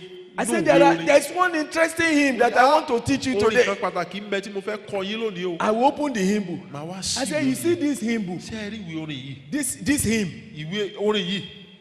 You know, there is a book of the stories behind the hymns. ṣé ẹ mọ̀ pé How many of you have read it before? ìwé kan ń There bẹ are- fẹ́ there pé are- ìtàn each tó of bẹ those- lẹ́yìn orin yẹn each kọ̀ọ̀kan of ìkankan these- ló bí orin yẹn kọ̀ọ̀kan. Each of these hymns, Àwọn they orin have a àkọ́kọ́ story. ọ̀kọ̀ọ̀kan wọn So ló I ní ìtàn said- tó wà lédìí ẹ̀. This wá bá mi gbé orin yìí. alẹ́ fẹ́lẹ́lẹ́. tán. Do you know when this hymn writer wrote this song? ṣé ẹ mọ̀ gbà tí akọrin yẹn kọrin yẹn. They say, Daddy, what happened to him? wọ́n ní dáàdì kí ló I ṣe. said, this man, mo ní ọkùnrin yìí. he was a drunkard. He was a sinner. ọ̀mùtí ni ẹlẹ́ṣẹ̀ ni. No, it's not that one. Kì í ṣe Must I go and empty-handed? Ó wá kú. Do you know that one? Must I meet my Savior too? Not one soul with gold. This man. Ẹ ṣé, ẹ kọ́ àìgbàgbé. Thank you. Mélòó nú àwọn ọmọ yín ló mọ̀? How many of your children know that song? So I said, this man, ó ní ọkùnrin he yìí. was a sinner. ẹlẹ́ṣẹ̀ ni. He was a bad boy. èèyàn burúkú ọmọ burúkú ni. Bad ọmọ tí girl. ò dání. He was doing many bad things. sóríṣiríṣi gan. Then nígbà yẹn he had cancer. ló bá ní àrùn jẹjẹrẹ. He was about to die. ló bá fẹ́ kú. He was on the bed of ó ń bẹ death. lórí àkéte ikú. When a preacher came to preach to lóní him, wàásù kan bá wá wàásù fún un. and he gave his life to ló bá Christ. fayé ẹ̀ fún Jésù. But he already has cancer. ṣùgbọ́n ó ti ní He jẹjẹrẹ. knows that he's going to ó die. mọ̀ pé òun ó kú. He cannot preach kò again. lè wàásù He mọ́. cannot go out as kò lè for jáde evangelism. láti lọ jí So he ìrere. was crying, bẹ́ẹ̀ ló wá ń oh sunkún God, pé Ọlọ́run. must I meet ṣé you wọ́n wàá bá ọ pàdé lọ́wọ́ empty-handed? òfo. It was that hard cry ọkàn yẹn that wrote this song. ló bí orin yẹn. So I started taking the hymn stanza by stanza. orin yẹn ní ẹsẹ̀ Not kọ̀ọ̀kan one soul kò sí èso with kan weak. tí wọ́n èèmọ̀ Somebody pàdé. is crying. ẹnìkan How ní will I sunkún get to yìí. heaven? Oníṣẹ́ wa And there will be dọ̀run. nobody who will say, wà á ní sí ẹni tí ó sọ pé thank God for Olúwa ṣeun for fún Daniel. Dáníẹ́lì. That he is the one who got me to heaven. òun ló mú mi dọ́run o. I said, Daniel, mo ní Daniel. would you like to come to heaven? ṣé ó fẹ́ dé ọ̀run tá a And you have no soul to present to tí ò wá Jesus. ní sí ọkàn tó fi kí Jésù káàbọ̀. Do you think it will be good? yóò rò pé yóò dábẹ́. Daniel will say, no, it's not ó good. ní rárá o rárá o. I said, thank God now you don't have cancer. Olúwa ṣeun ò ní jẹjẹrẹ o. You can get souls for the Lord. ó lè wá àwọn ọkàn That's how I introduce evangelism to my children. bí mo ṣe fi From a hymn. ìrànwọ́ nù láti inú We are orin sitting down. àjókòó. We have already spent 1 hour. àti lo wákàtí kan o. Àti ìkọrin yẹn. we have not Tá a sang bá that ti song. ka ẹsẹ̀ kan, after I will reading a explain stanza it. Then they will talk. màá ṣàlàyé The children will wọ́n á say, sọ̀rọ̀. Daddy, Wọ́n á Daddy, tún ní, ẹ̀dùn you ọ̀nà see, daddy. in our school, ṣé àmọ̀ nílé ìwé wa there's one boy. ọmọ kan He bẹ used to do like this. ìmọ̀ ṣe báyìí. We will all listen to his story. àwa gbọ́ Whether it's a stupid story bóyá tàn tó or wúlò ní it's o a correct story. tàbí ètí ò wúlò. Excuse me, ẹ jọ̀ọ́. where else will your child say his stupid things? níbo lọmọ rẹ tó ti lè sọ nǹkan tí ò dáa yẹn. Is it not within family? ṣé láàrin ẹbí náà kọ́ ni. I say, yes, tell us what happened. Bóyá sọ fún wa. He said the boy, when we are sitting there like this, he's just passing. He will just match your leg. Tẹ̀yàn mọ́lẹ̀ ni. I said that kind of boy is a bad boy. Ọmọ kì í ṣe ọmọ dáadáa. Will you like to copy that? Ṣé ìwọ wá fẹ́ dàbí rẹ̀? That's our own family altar. Àwa tí ń ṣe pẹpẹ ìdílé nìyẹn o. Then when we have done all of that, we say now let's sing it. Daddy is the choir master. Daddy ni ọ̀gá akọrin. As I said, when I sing, you sing after me. Tí n bá ti kọ́ ẹ kọ́ La tẹ̀lé mi. la la la la la la. Sing. Ó yẹ kọ́ ẹ La pé. la la la. You didn't get it. Gẹ́ẹ̀tì ẹ̀ báyẹn kọ́. That's not how to sing it. Bí wọ́n ti kọ́kọ́ yẹn. Daddy, me, I know it. Daddy èmi mọ̀. It is Seun that is singing bad things. Ṣeun ní kọ̀kọ́. Oh yeah, sing it for us. Let us hear. Ó yẹ kọ́ fún wa. La la la la la. I say clap for him. He has got it. That's our own family altar. Pẹpẹ ìdílé wa bẹ̀rẹ̀ nù. Of course, that was when they were young. Ìgbà tán kéré nìyẹn o. But song after song, Orin lórí hymn orin. after hymn. Orin lórí orin. I told them, I said, these Wọ́n hymns, ṣe rí àwọn orin yìí. the Bible says, Bíbélì wípé speaking to ẹ máa yourselves bá ara yín sọ̀rọ̀. in Nínú psalms sáàmù and hymns àti àwọn orin. and what? Àti kí ni? Spiritual Àwọn songs, orin ẹ̀mí. making melody in your heart to the Lord. Ẹ máa ṣe inú dídùn nínú ọkàn yín sí Olúwa. So we will sing the hymn. Lábàá kọ àwọn When we orin táwọn. finish the hymn, Tó bá I parí. taught them hymn after hymn, Àti hymn kọ́ after. wọn lóríṣiríṣi Some hymns that I orin. know, Àwọn orin kan some tí mo hymns mọ̀. it is the mommy that Àwọn knows tó yẹ it. pé mọ́mì ló mọ̀. She will teach us. Wọ́n á kọ́ wa. Sometimes when they teach them a new hymn in Tàbí school tí wọ́n bá kọ́ wọn ní tuntun or nílé Sunday ìwé, school, tàbí nílé they say, ẹ̀kọ́ Daddy, I have a hymn I Daddy, want to teach you. mi náà lórí tí No mo fẹ́ kọ́ wa. problem. Kò sí That's ìyẹn. family altar. Pẹpẹ ìdílé. Anything we do within Ohunkóhun tá a bá family wá ń ṣe láàrin ìdílé in order to connect ourselves to God. láti so ara wa mọ́ Ọlọ́run. Meet any of my children now. Almost all the hymns you sing in all the denominations, they know many of them. Gbogbo orin ìwé orin tán kọ lóríṣiríṣi ìjọ wọ́n mọ púpọ̀ bẹ́ẹ̀. I decided, Èmi mo pinnu. these children, you will learn to play music. Ẹ gbọ́dọ̀ mọ bá a ṣe. We prayed, we Gbogbo believed God, we cried. Agbọ́dọ̀ We did until we bought a keyboard for our house. Agbára. Not church. Dùrù fún ilé wa. I bought a small amplifier. If you get to my house, you will see me. Ẹ bá délé mi ẹ tún bá. They'll plug keyboard to Wọ́n á kì í bọnú then they ẹ̀rọ will be yẹn. doing Wọ́n á máa tẹ̀. to. Ìgbà míì ariwo ni and it's okay. Wait. Let's learn it.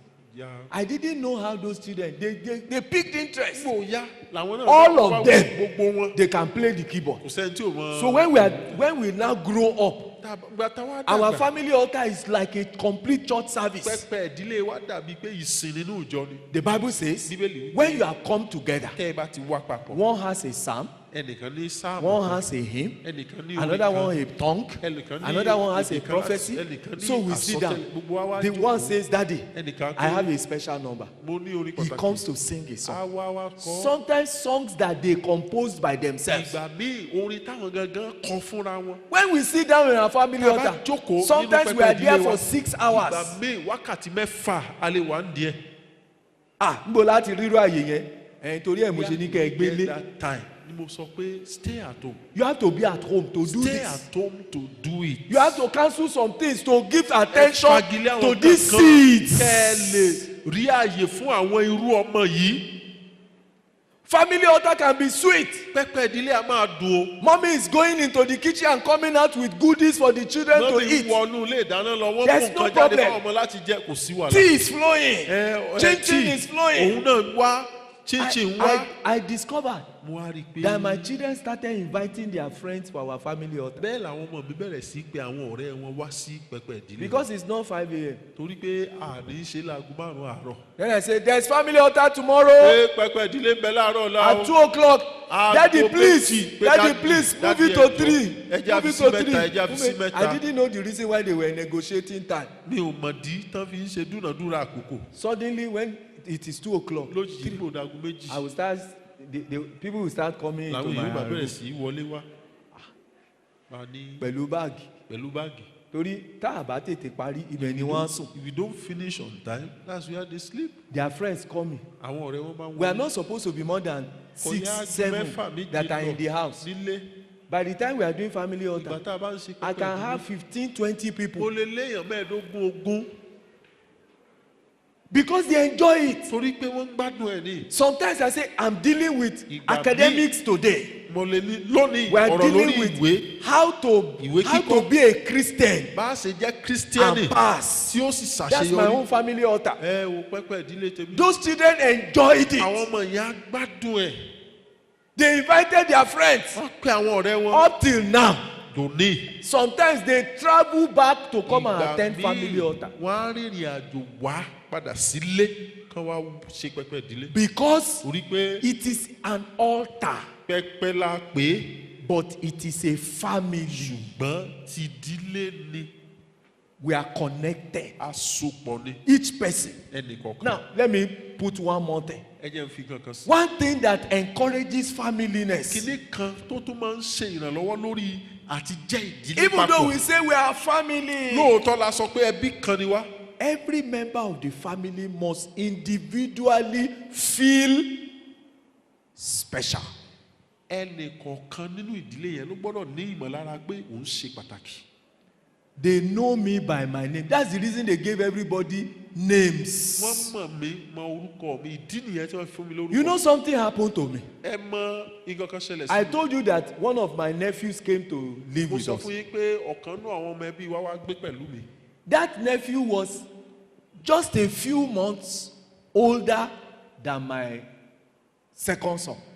ọmọ tí mò ń sọ yìí oṣù bíi mélòó kan náà ló gbà lọ́wọ́ ọmọ mi So kejì. they are like twins. so wọ́n dàbí ìbejì. I made a mistake mo wá ṣe àṣìṣe kan. in our thinking. nínú ìrònú wa Tá a bá fẹ́ raṣọ, when we want to buy tá a dresses bá ti lówó àti raṣọ méjì, if you don't have the money to buy we two will say dresses, sorry, we a don't sọ have pé, to because we have to buy for two of them. sorry a ní o ẹ̀yin méjèèjì la It was a gbọ́dọ̀ rà big fún. mistake. àṣìṣe náà Everything I did for this second gbogbo son, tí mo ṣe fún ọmọ I mi did kejì, it as if he was a twin. mo ṣe bí ẹni pé ìbejì ni. I didn't know that the boy was already feeling as if mi me ò I'm mọ̀ pọ́mọ not yẹn special. tí bẹ̀rẹ̀ sí wò pé èmi èkú ṣe If pàtàkì. it's my senior brother, tó bá jẹ́ pé ẹ̀gbọ́n mi ní í sìn they will do his own for me. àwọn ó ṣe tiẹ̀ fún un. If it's my junior tó bá jẹ́ brother, àbúrò mi ní í sìn they will do his own. wọ́n ó ṣe But tiẹ̀ when fún it un. comes to me, ṣùgbọ́n tó wá kàn tèmi until they have money for all àgbà wọn of bá us, ní owó fún gbogbo they will wa. not. I did not know that was already growing inside. mi ò mọ̀ that. pé ìyẹn ti ń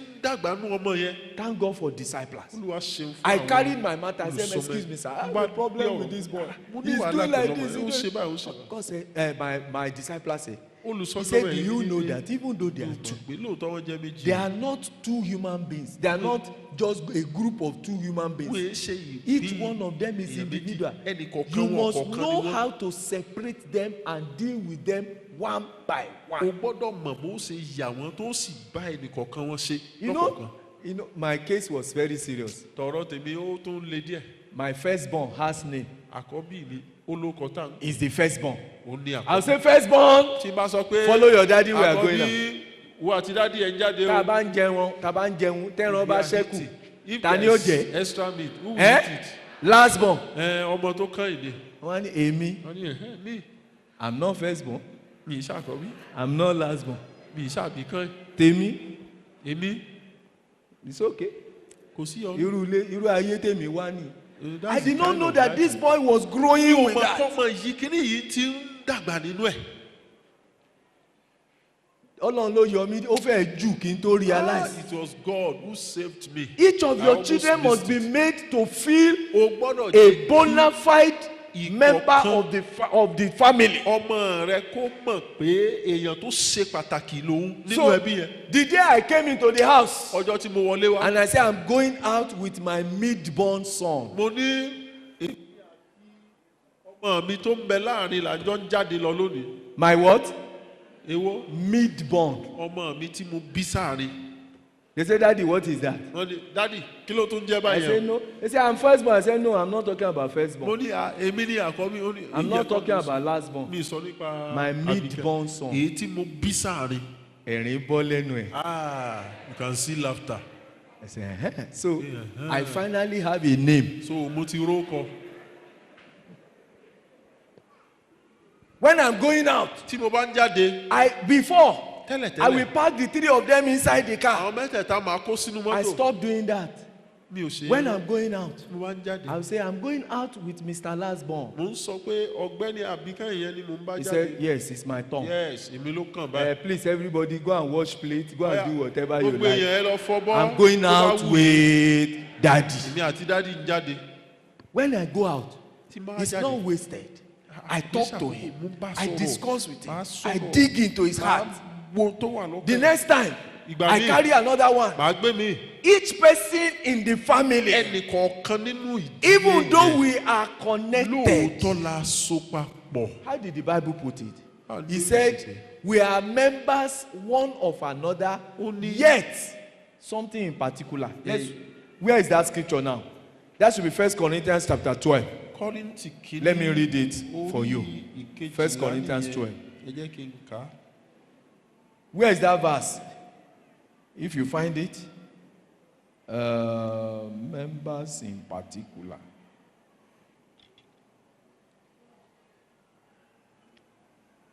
Where are you? from verse 19. Okay. Okay. nítorí gẹ́gẹ́ bí ara ti jẹ́ ọ̀kan. I'm coming. I will catch it now.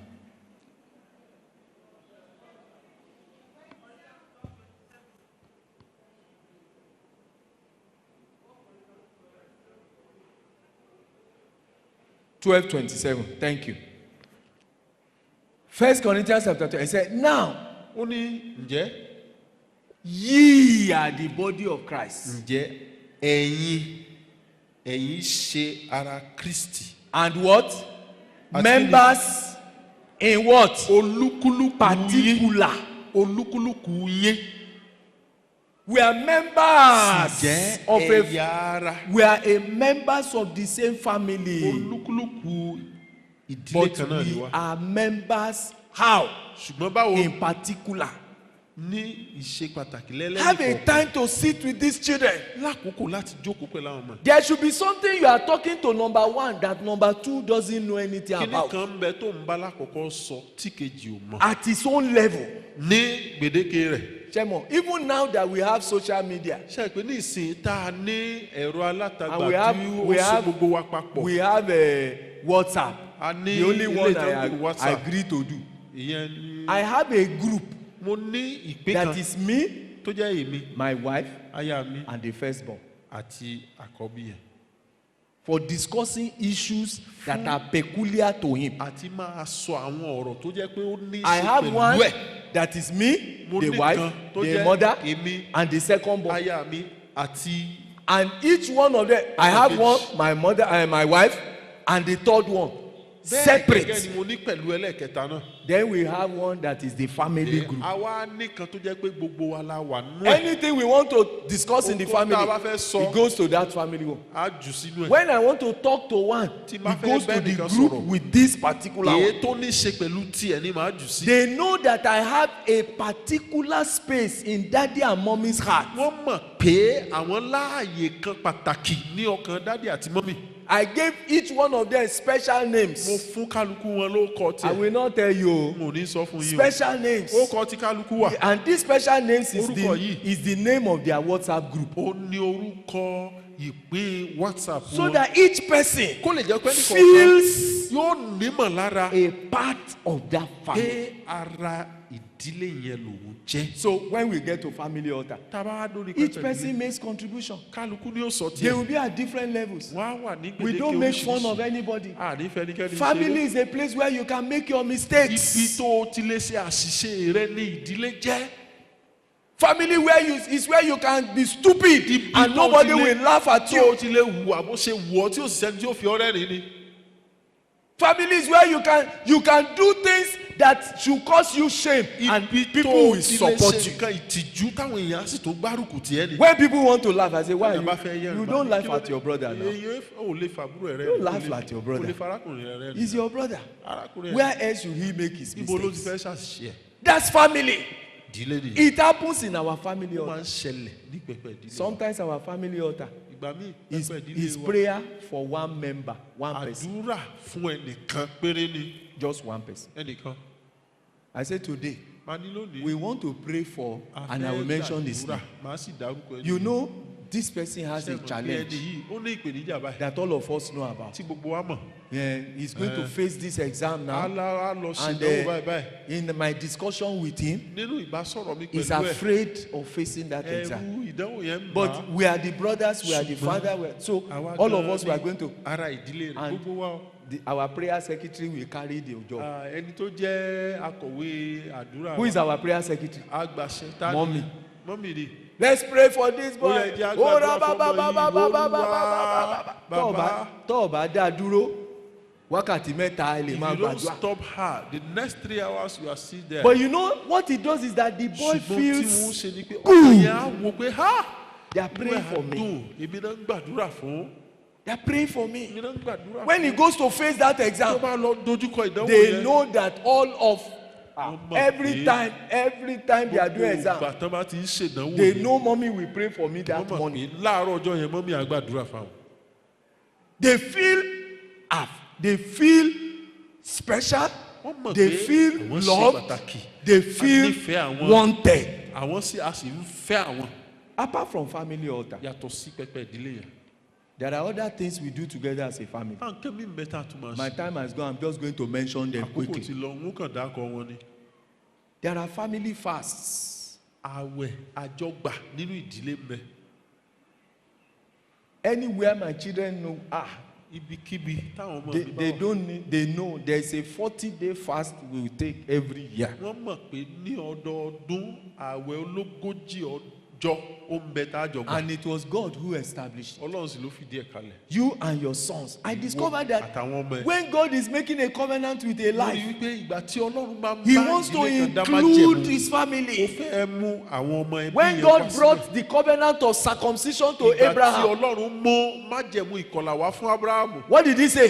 Kí ló sọ? Every male in your house, Gbogbo to all your ọkùnrin nínú ilé rẹ, generations, títí gbogbo ọ̀ràn rẹ. they must be A circumcised. gbọ́dọ̀ kọ́ wọn nílà. I wrote all of them. By that time, they were Báyẹn, old now. Wọ́n ti dàgbà dáadáa. I wrote a mail to all of them. Bẹ́ẹ̀ ni mo I said, the kọ̀wé Lord ránṣẹ́ sí is wọn pé, asking me to set a fast. Olúwa ń sọ fún mi ká bẹ̀rẹ̀ àwẹ̀ kan o. Will my children follow me? Sáwọn ọmọ mi ò tẹ̀lé ni. They wrote me back one by one. Lọ́kọ̀ọ̀kan ni They wọ́n say, kọ yes, sí we are, bẹ́ẹ̀ ni. this family has grown us. We are happy to belong to it. Inú We wa are going to, dùn. every Ó year, dá àjọgbà. it Ọdọọdún. doesn't matter. Kò ṣe Even if kankan. they are inside the exam, Kódà kí wọ́n máa ṣe they ìdánwò will still lọ́wọ́. do that fast. Wọ́n gbàwẹ̀.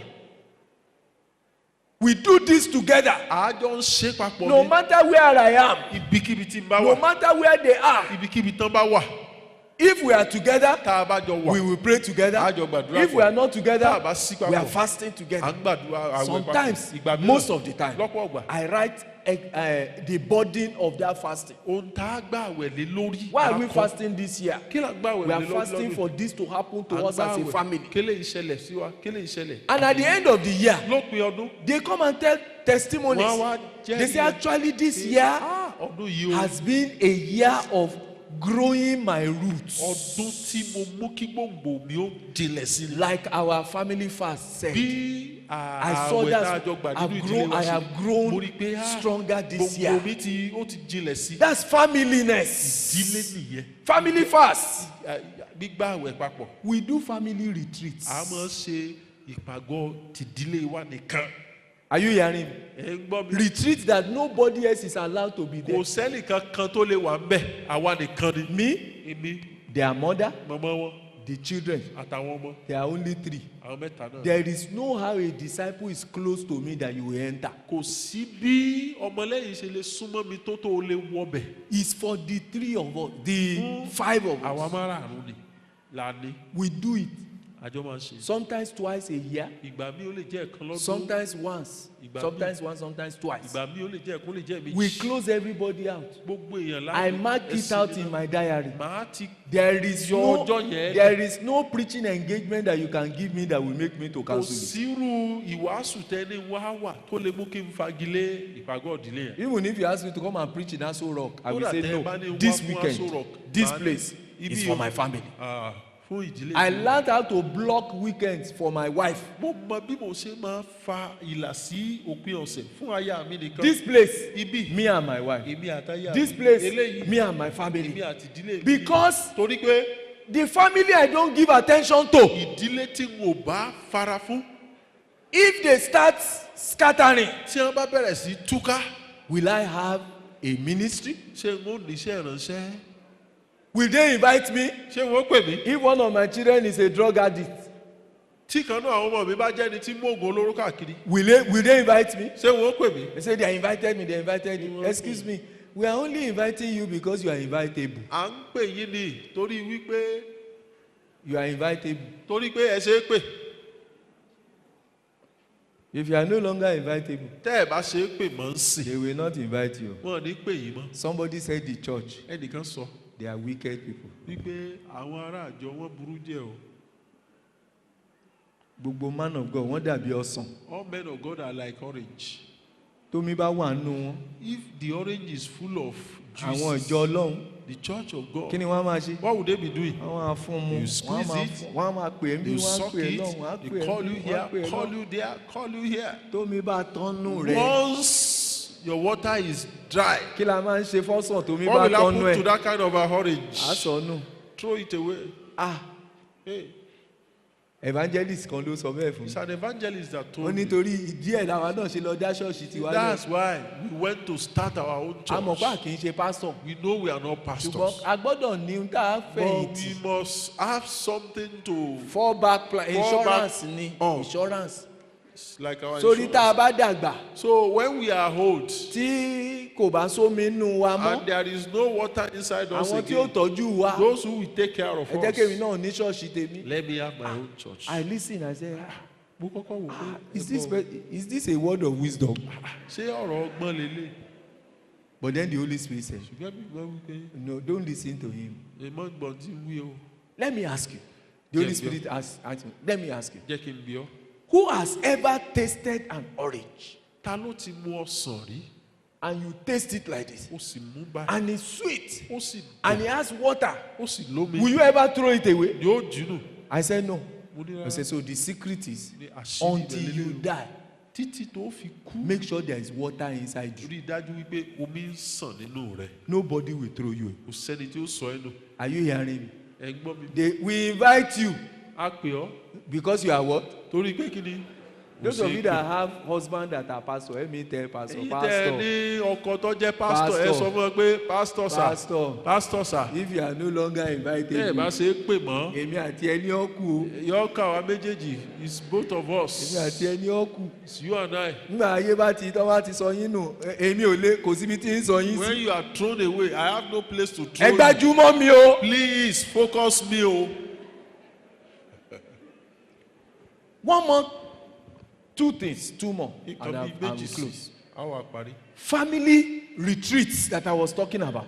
Eléyìí tó jẹ́ ìpàgọ́ tìdílé tí mò ń sọ ń pa ẹ̀. This is where we sit down. Ibi tá a ti jọ Each jókòó. person talks. Ẹnìkan kan sọ̀rọ̀. Sometimes this family retreat is a whole week. Ìgbà míì ó lè jẹ́ odidi ọ̀sẹ̀ kan. We are talking. À ń sọ̀rọ̀ ni. Each person is allowed to say everything that is in his mind. Ẹnì kọ̀ọ̀kan ó sọ tó bá ń bẹ lọ́kàn You ẹ̀. will speak your future, Wà your á sọ̀rọ̀ aspirations. nípa èròǹgbà No, rẹ. you first of all start with how your year was. Wà á bẹ̀rẹ̀ pẹ̀lú pé báwo lọ́dún yìí ṣe rí. Because we do the major one, we do it at the end of each year. Èyí tó jẹ́ gbòógì ń bẹ̀ òpin ọdún là máa ń ṣe. How is the whole year like? Báwo lọ́dún yìí ṣe rí? How is it like? Báwo ló ṣe rí? What are your failures? Kí làwọn ibi tó ti kùnà? What are your successes? Àwọn ibo ló ti This ṣe is dáadáa? home. Ilé lélẹ̀. This is family. Ìdílé wa ní. We won't make fun of you. Àní We will fi not ó ṣẹlẹ̀ castigate yà, àní you. We will only join gbogbo hands with àtẹ̀lù. you. A fọwọ́sowọ́pọ̀ to pẹ̀lú pray. ẹ̀ ni láti gbàdúrà. If you have something to Tó o confess, bá ní tó láti jẹ́wọ́, confess it here. jẹ́wọ́ rẹ̀ We lọ́dọ̀ will wa. cry together A jọ and sunkún God ni. will forgive you. Ọlọ́run á sì dáríjì wa.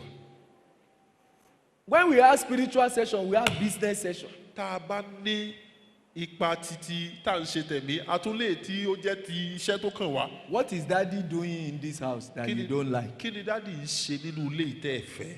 And I I have said I will say it. mo ti sọ pé mi ò sọ. I say yes, say Mo it. ní ó yẹ ẹ sọ. Daddy, Dádì, he used to do like this. ẹ mọ̀ ṣe báyìí. I say what about mommy? Mọ́mì ńkọ́? Mommy's own is different. Tí mọ́mì yàtọ̀.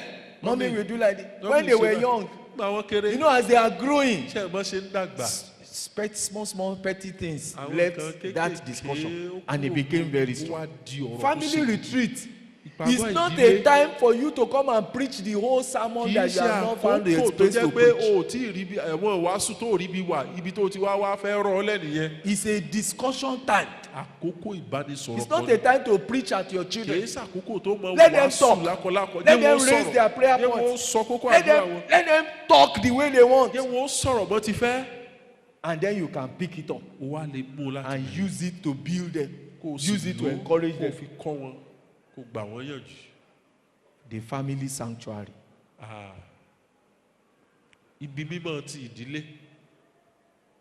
The family sanctuary. Where am I calling the family sanctuary? The bedroom. The bedroom. Daddy and mommy's bedroom. Okay. It's our family sanctuary. We are taking a whole teaching on that before in one of the couples clinics. At least it's used for 3 things that we have identified. It's a place where your wife can be herself. Where she can talk. We call it the family administrative headquarters. That's where we plan. That's where we discuss. Number 2 is the family's, what is it now? Second one, I've forgotten. The third one is love zone. Somebody should remind me. I think it's in the program now. It's inside that program. It's on page 4. Did you see it on page 4? It's family administrative headquarters and couples relaxation and love zone. Where is the third one? Couples communion and intercession. Good. Family administrative headquarters and the relaxation and love zone. Don't let me go into it one by one. Or just to shorten everything. It's a place where when we enter as husband and wife, we have no fear that somebody is going to intrude. Therefore, we must train everybody in our home to respect daddy and mommy's bedroom, including the children. When they are tiny, you may not be able to do anything. They just enter your room anyhow.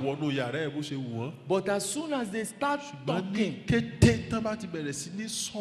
and they can hear and talk, when you enter daddy and mommy's bedroom, I will send you back. I say, young man, sonny boy, go out. Go and knock the door before you enter. So they will go out. You know the boy, you just do like this. Go, and you open the door and enter. I say, no. Go back. You knock and wait for an answer. It's a painstaking training. But we train all our children. When they are coming in, they just, daddy, mommy, they open it. Daddy, mommy. My friend, go back and do the correct thing. Daddy, I'm sorry. Go. I will keep quiet. Go. Who is that?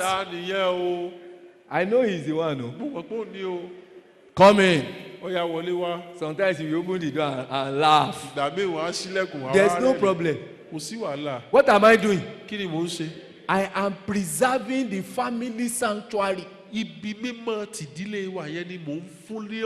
if I am inside the bedroom with my wife, she's free to undress. She can put her head on my leg. She can do anything she likes in her bedroom Ìtò lè ṣe, ìtò bá wù ló lè ṣe nínú yàrá without a ibùsùn. fear that children will bump inside. Láì bẹ̀rù wípé àwọn ọmọ kan lè já wọlé. So, you know, many families, Ọ̀pọ̀lọpọ̀ ìdílé. when daddy and mommy they are doing that thing Tí inside dádì àti mọ́mì tí wọ́n máa ń ṣe nǹkan yẹn the nínú children yàrá. know. Àwọn ọmọ mọ̀. Why? Kí ló fà á? That's the only time you lock the door. Ìgbà yẹn lẹ́ẹ̀ máa ń yí kọ́kọ́rọ́ sílẹ̀kùn.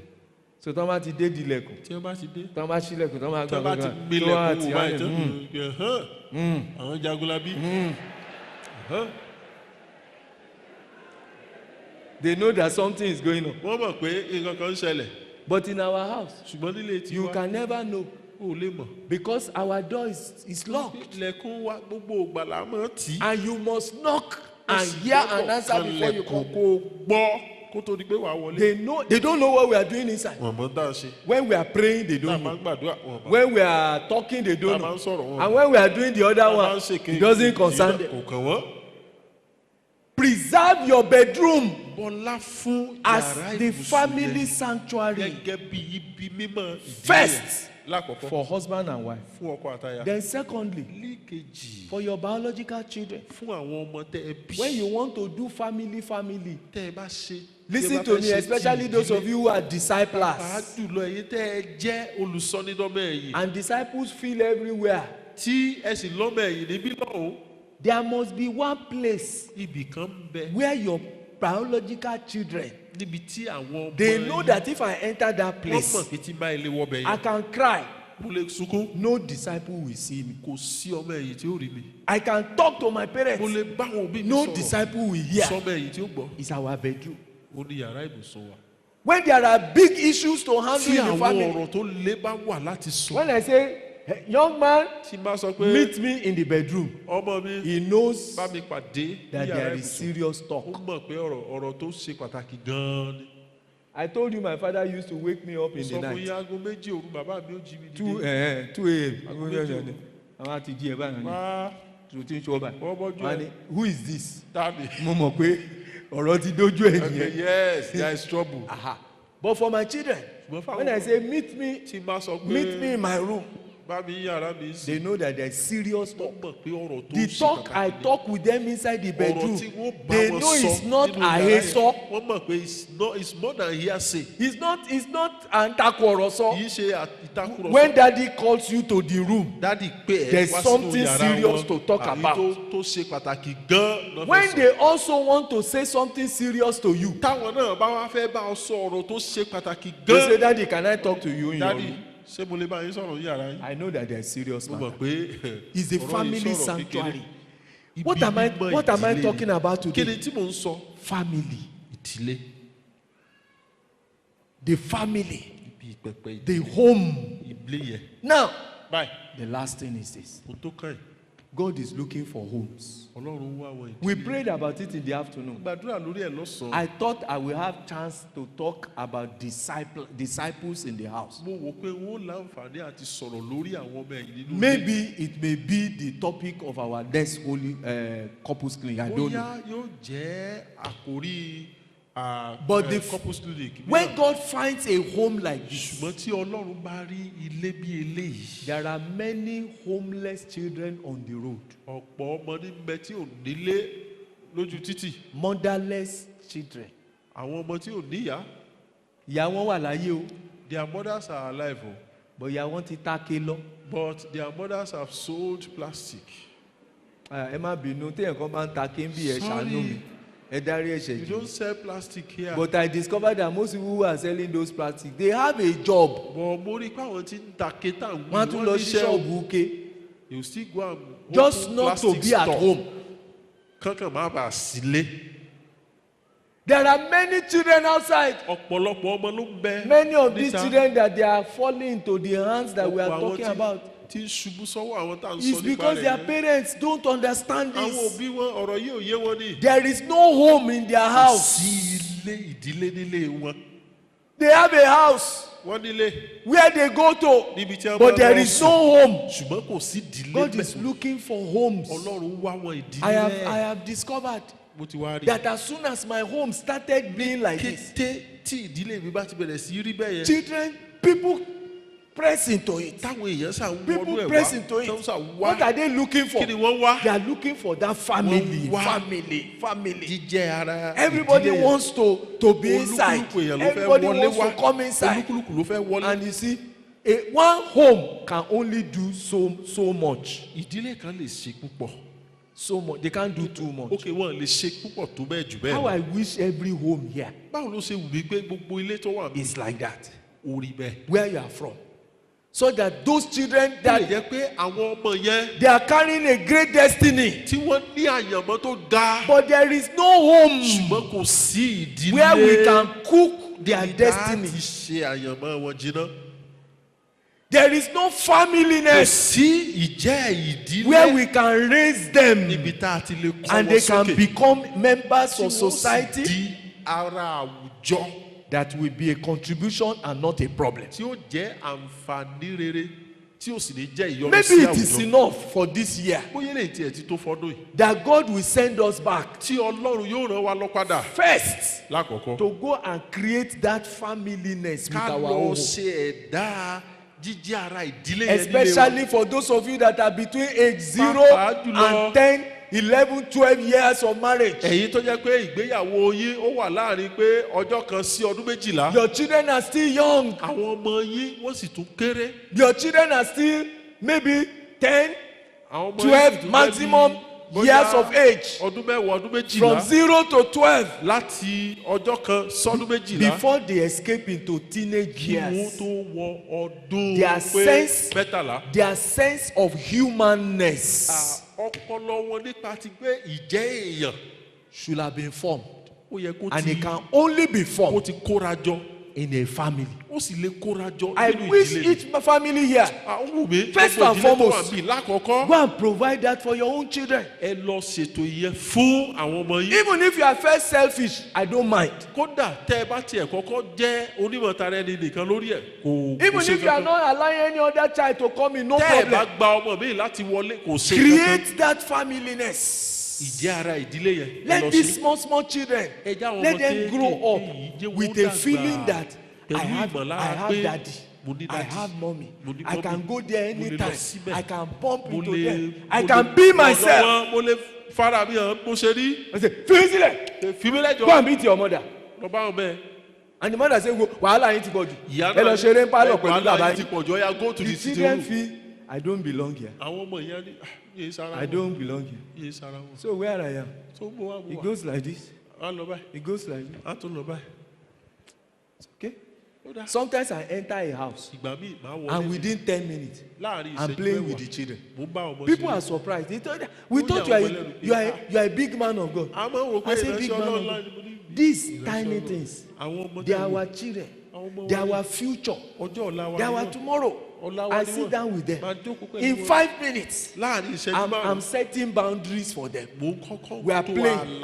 I entered one house recently. The mother will be looking at me as I'm talking. The child came and jumped on me. I said,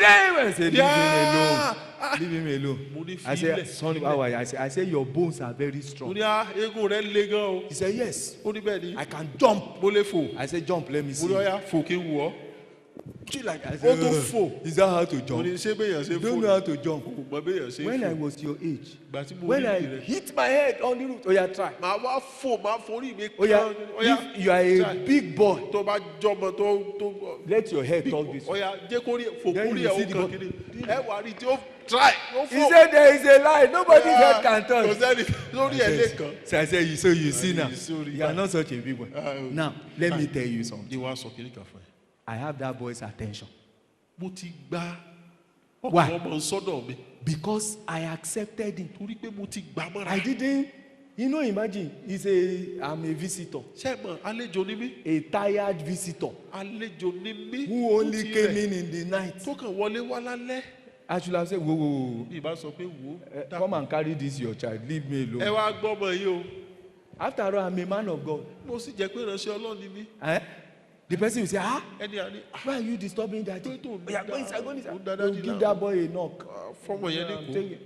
I said, no, leave the boy. They played on me. He dirtied my clothes. Clothes are meant to be dirty.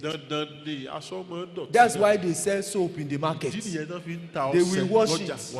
It's not as important as building this child.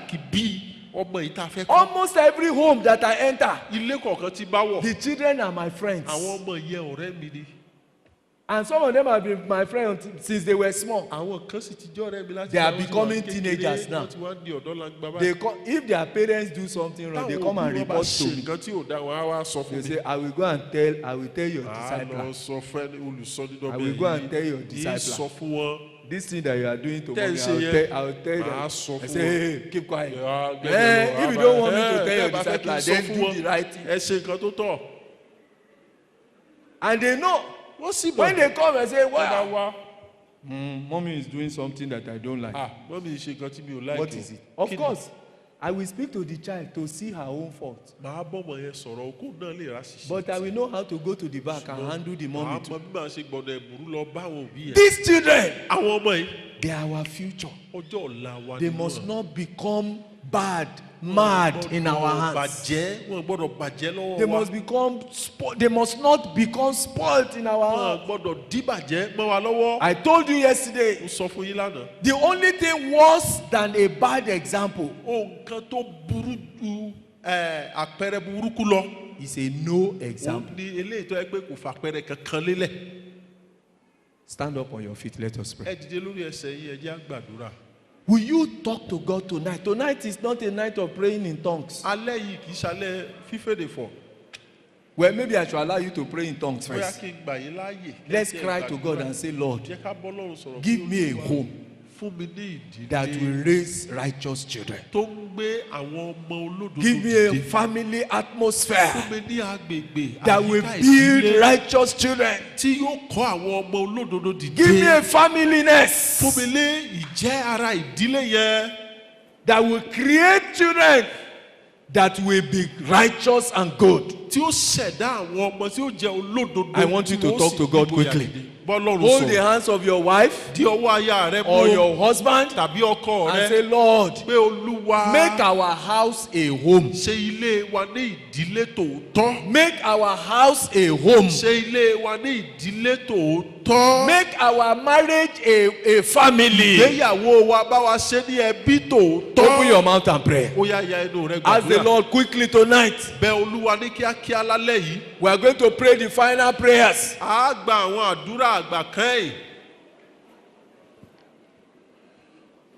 We are going to pray the final prayers. Tell the Lord, make my home, make my house a home. Make my marriage a family. Don't worry.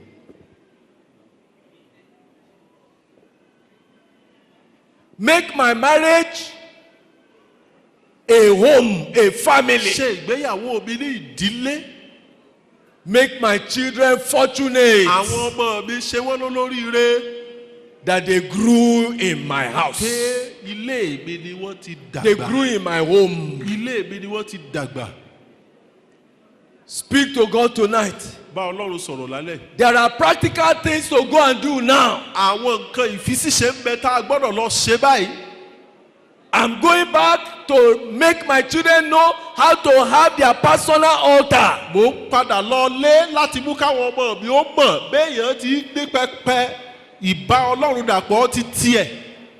I'm going home now to change my family altar to something that the children will be looking forward to.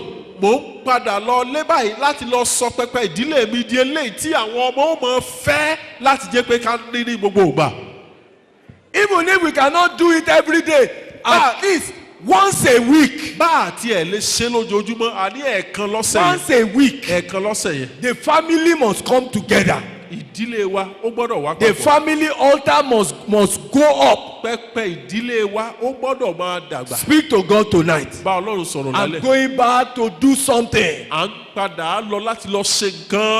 going back To make my children feel special.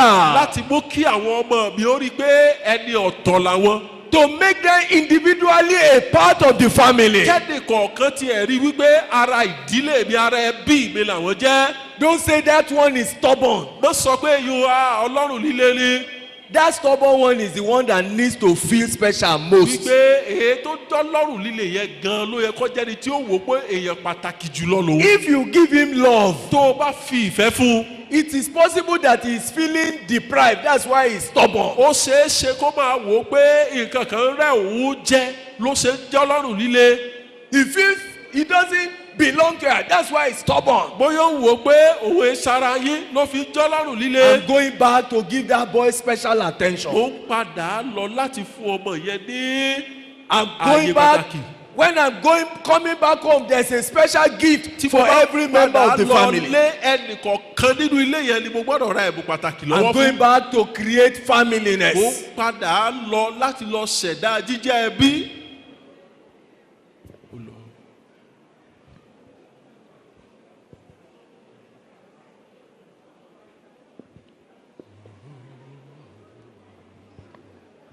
I'm going back Ó padà lọ to create a home. láti lọ ṣẹ̀dá ìdílé. Nobody should be solitary inside my Kò home. yẹ kẹ́nìkan kan ó jẹ́ ní òfo nínú ilé mi. Nobody should be feeling alone inside my home. Ẹnikẹ́ni nínú ilé mi ò gbọ́dọ̀ mọ nímọ̀ lára pé òun nìkan ló dá wà. Everybody must feel special. Gbogbo èèyàn ló gbọ́dọ̀ mọ̀ pé Even èèyàn pàtàkì disciples lòun. must feel special. Àwọn ọmọlẹ́yìn kan gbọ́dọ̀ mọ̀ pé èèyàn pàtàkì làwọn. That's the opportunity to raise godly children. Àǹfààní láti kọ́ àwọn ọmọ ìwà bí Ọlọ́run dìde nìyẹn. That's what makes those children to open to you. Ohun tó mú káwọn ọmọ yẹn kí wọ́n síra wọn fún ẹnìyẹn. Each one of them has their special name. Ẹnìkọ̀ọ̀kan wọn ló lóko pàtàkì. Each one of them has special discussion with you. Ẹnìkọ̀ọ̀kan wọn ló ní ọ̀rọ̀ pàtàkì láti bá ọ sọ. Each one special. Ẹnìkọ̀ọ̀kan ó ṣe pàtàkì. I'm going back to put that to practice. Mo ń padà lọlé láti lọ mú eléyìí ṣe. Oh Lord, please.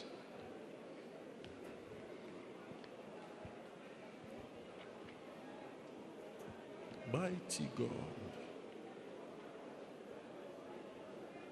I'm going back Mo ń padà lọ. not to quarrel with my wife, Kì í ṣe láti tún lọ mọ́ báyàwó mi jà. but train my wife, Ṣùgbọ́n láti kọ́ aya mi. to build my wife, Láti kọ́ aya mi to sókè. encourage her, Láti mú lọ́kàn to lé. instruct her, Láti gbà níyànjú. to lovingly correct her, Láti tọ́ sọ́nà pẹ̀lú ìfẹ́. to exhort her, Láti gbà níyànjú. to build her up, Láti kọ́ ọ dàgbà. to make her feel special. Láti mú kó rí i pé ènìyàn pàtàkì lòun jẹ́. That's the queen of my home. Gẹ́gẹ́ bí ayaba nínú ilé mi. This is the queen of my home. Gẹ́gẹ́ bí ayaba nínú ìdílé wa. That's the queen of my ark. Òun gan ni ayaba nínú ọkọ̀ wa. I wanted to talk about Noah's ark, Mo but fẹ́ sọ̀rọ̀ nípa ọkọ̀ ọdún àṣùgbọ́n we kò sáyè. don't have time to enter Àláyè into it. láti wọ̀ yẹn lọ. That ark that gathered all kinds of animals, Ọkọ̀ yẹn tó kó nírúurú ẹran. and he kept them together Ó sì pa wọ́n mọ́ papọ̀. until they arrived at destination. Àfìgbà tí wọ́n débi tí wọ́n ń lọ. Every child in my ark, Gbogbo ọmọ tí ń bẹ nínú ọkọ̀ mi. none of them will fall into the deluge of rain outside. Ẹnikẹ́ni nínú wọn ò ní bọ́ sọ́wọ́ àwọn afipábánilò níta. Beg the Lord tonight. Bẹ Olúwa lálẹ́ yìí. Beg the Lord tonight. Bẹ Olúwa ní I'm alẹ́ going yìí. back. Olúwa I'm mo going padà back. lọ, mo padà We are lọ. going back to have family discussions. À ń padà lọ láti ní ìbánisọ̀rọ̀ pọ̀ nínú ìdílé. To sit down Láti jókòó. over tea. Lórí àwọn nǹkan. It doesn't tea. Lórí tíì. We doesn't have to be expensive. Kì í ṣe pé dandan kó wọ́n One gógógó. bottle of groundnut is enough. Ìgò ẹ̀pà kan ti tó. And we are all eating the groundnut. Gbogbo wa sì ń jẹ́pà And we yẹn. are discussing. A sì ń The sọ̀rọ̀. children are free. Àwọn ọmọ wọn wà I'm lómìnira. going back to put it to Mo practice. padà lọ ṣe. I'm going back to reclaim my family Mo from the padà television. lọ láti lọ tó ìdílé mi kọ́ lórí ọ̀rọ̀ móhùnmáwòrán. Mo ń lọ jàgbà. Mo ń lọ jáwọ́ gbà. To snatch it back from the stranger. Kí n gbà wọ́n lọ́wọ́ àjèjì yẹn.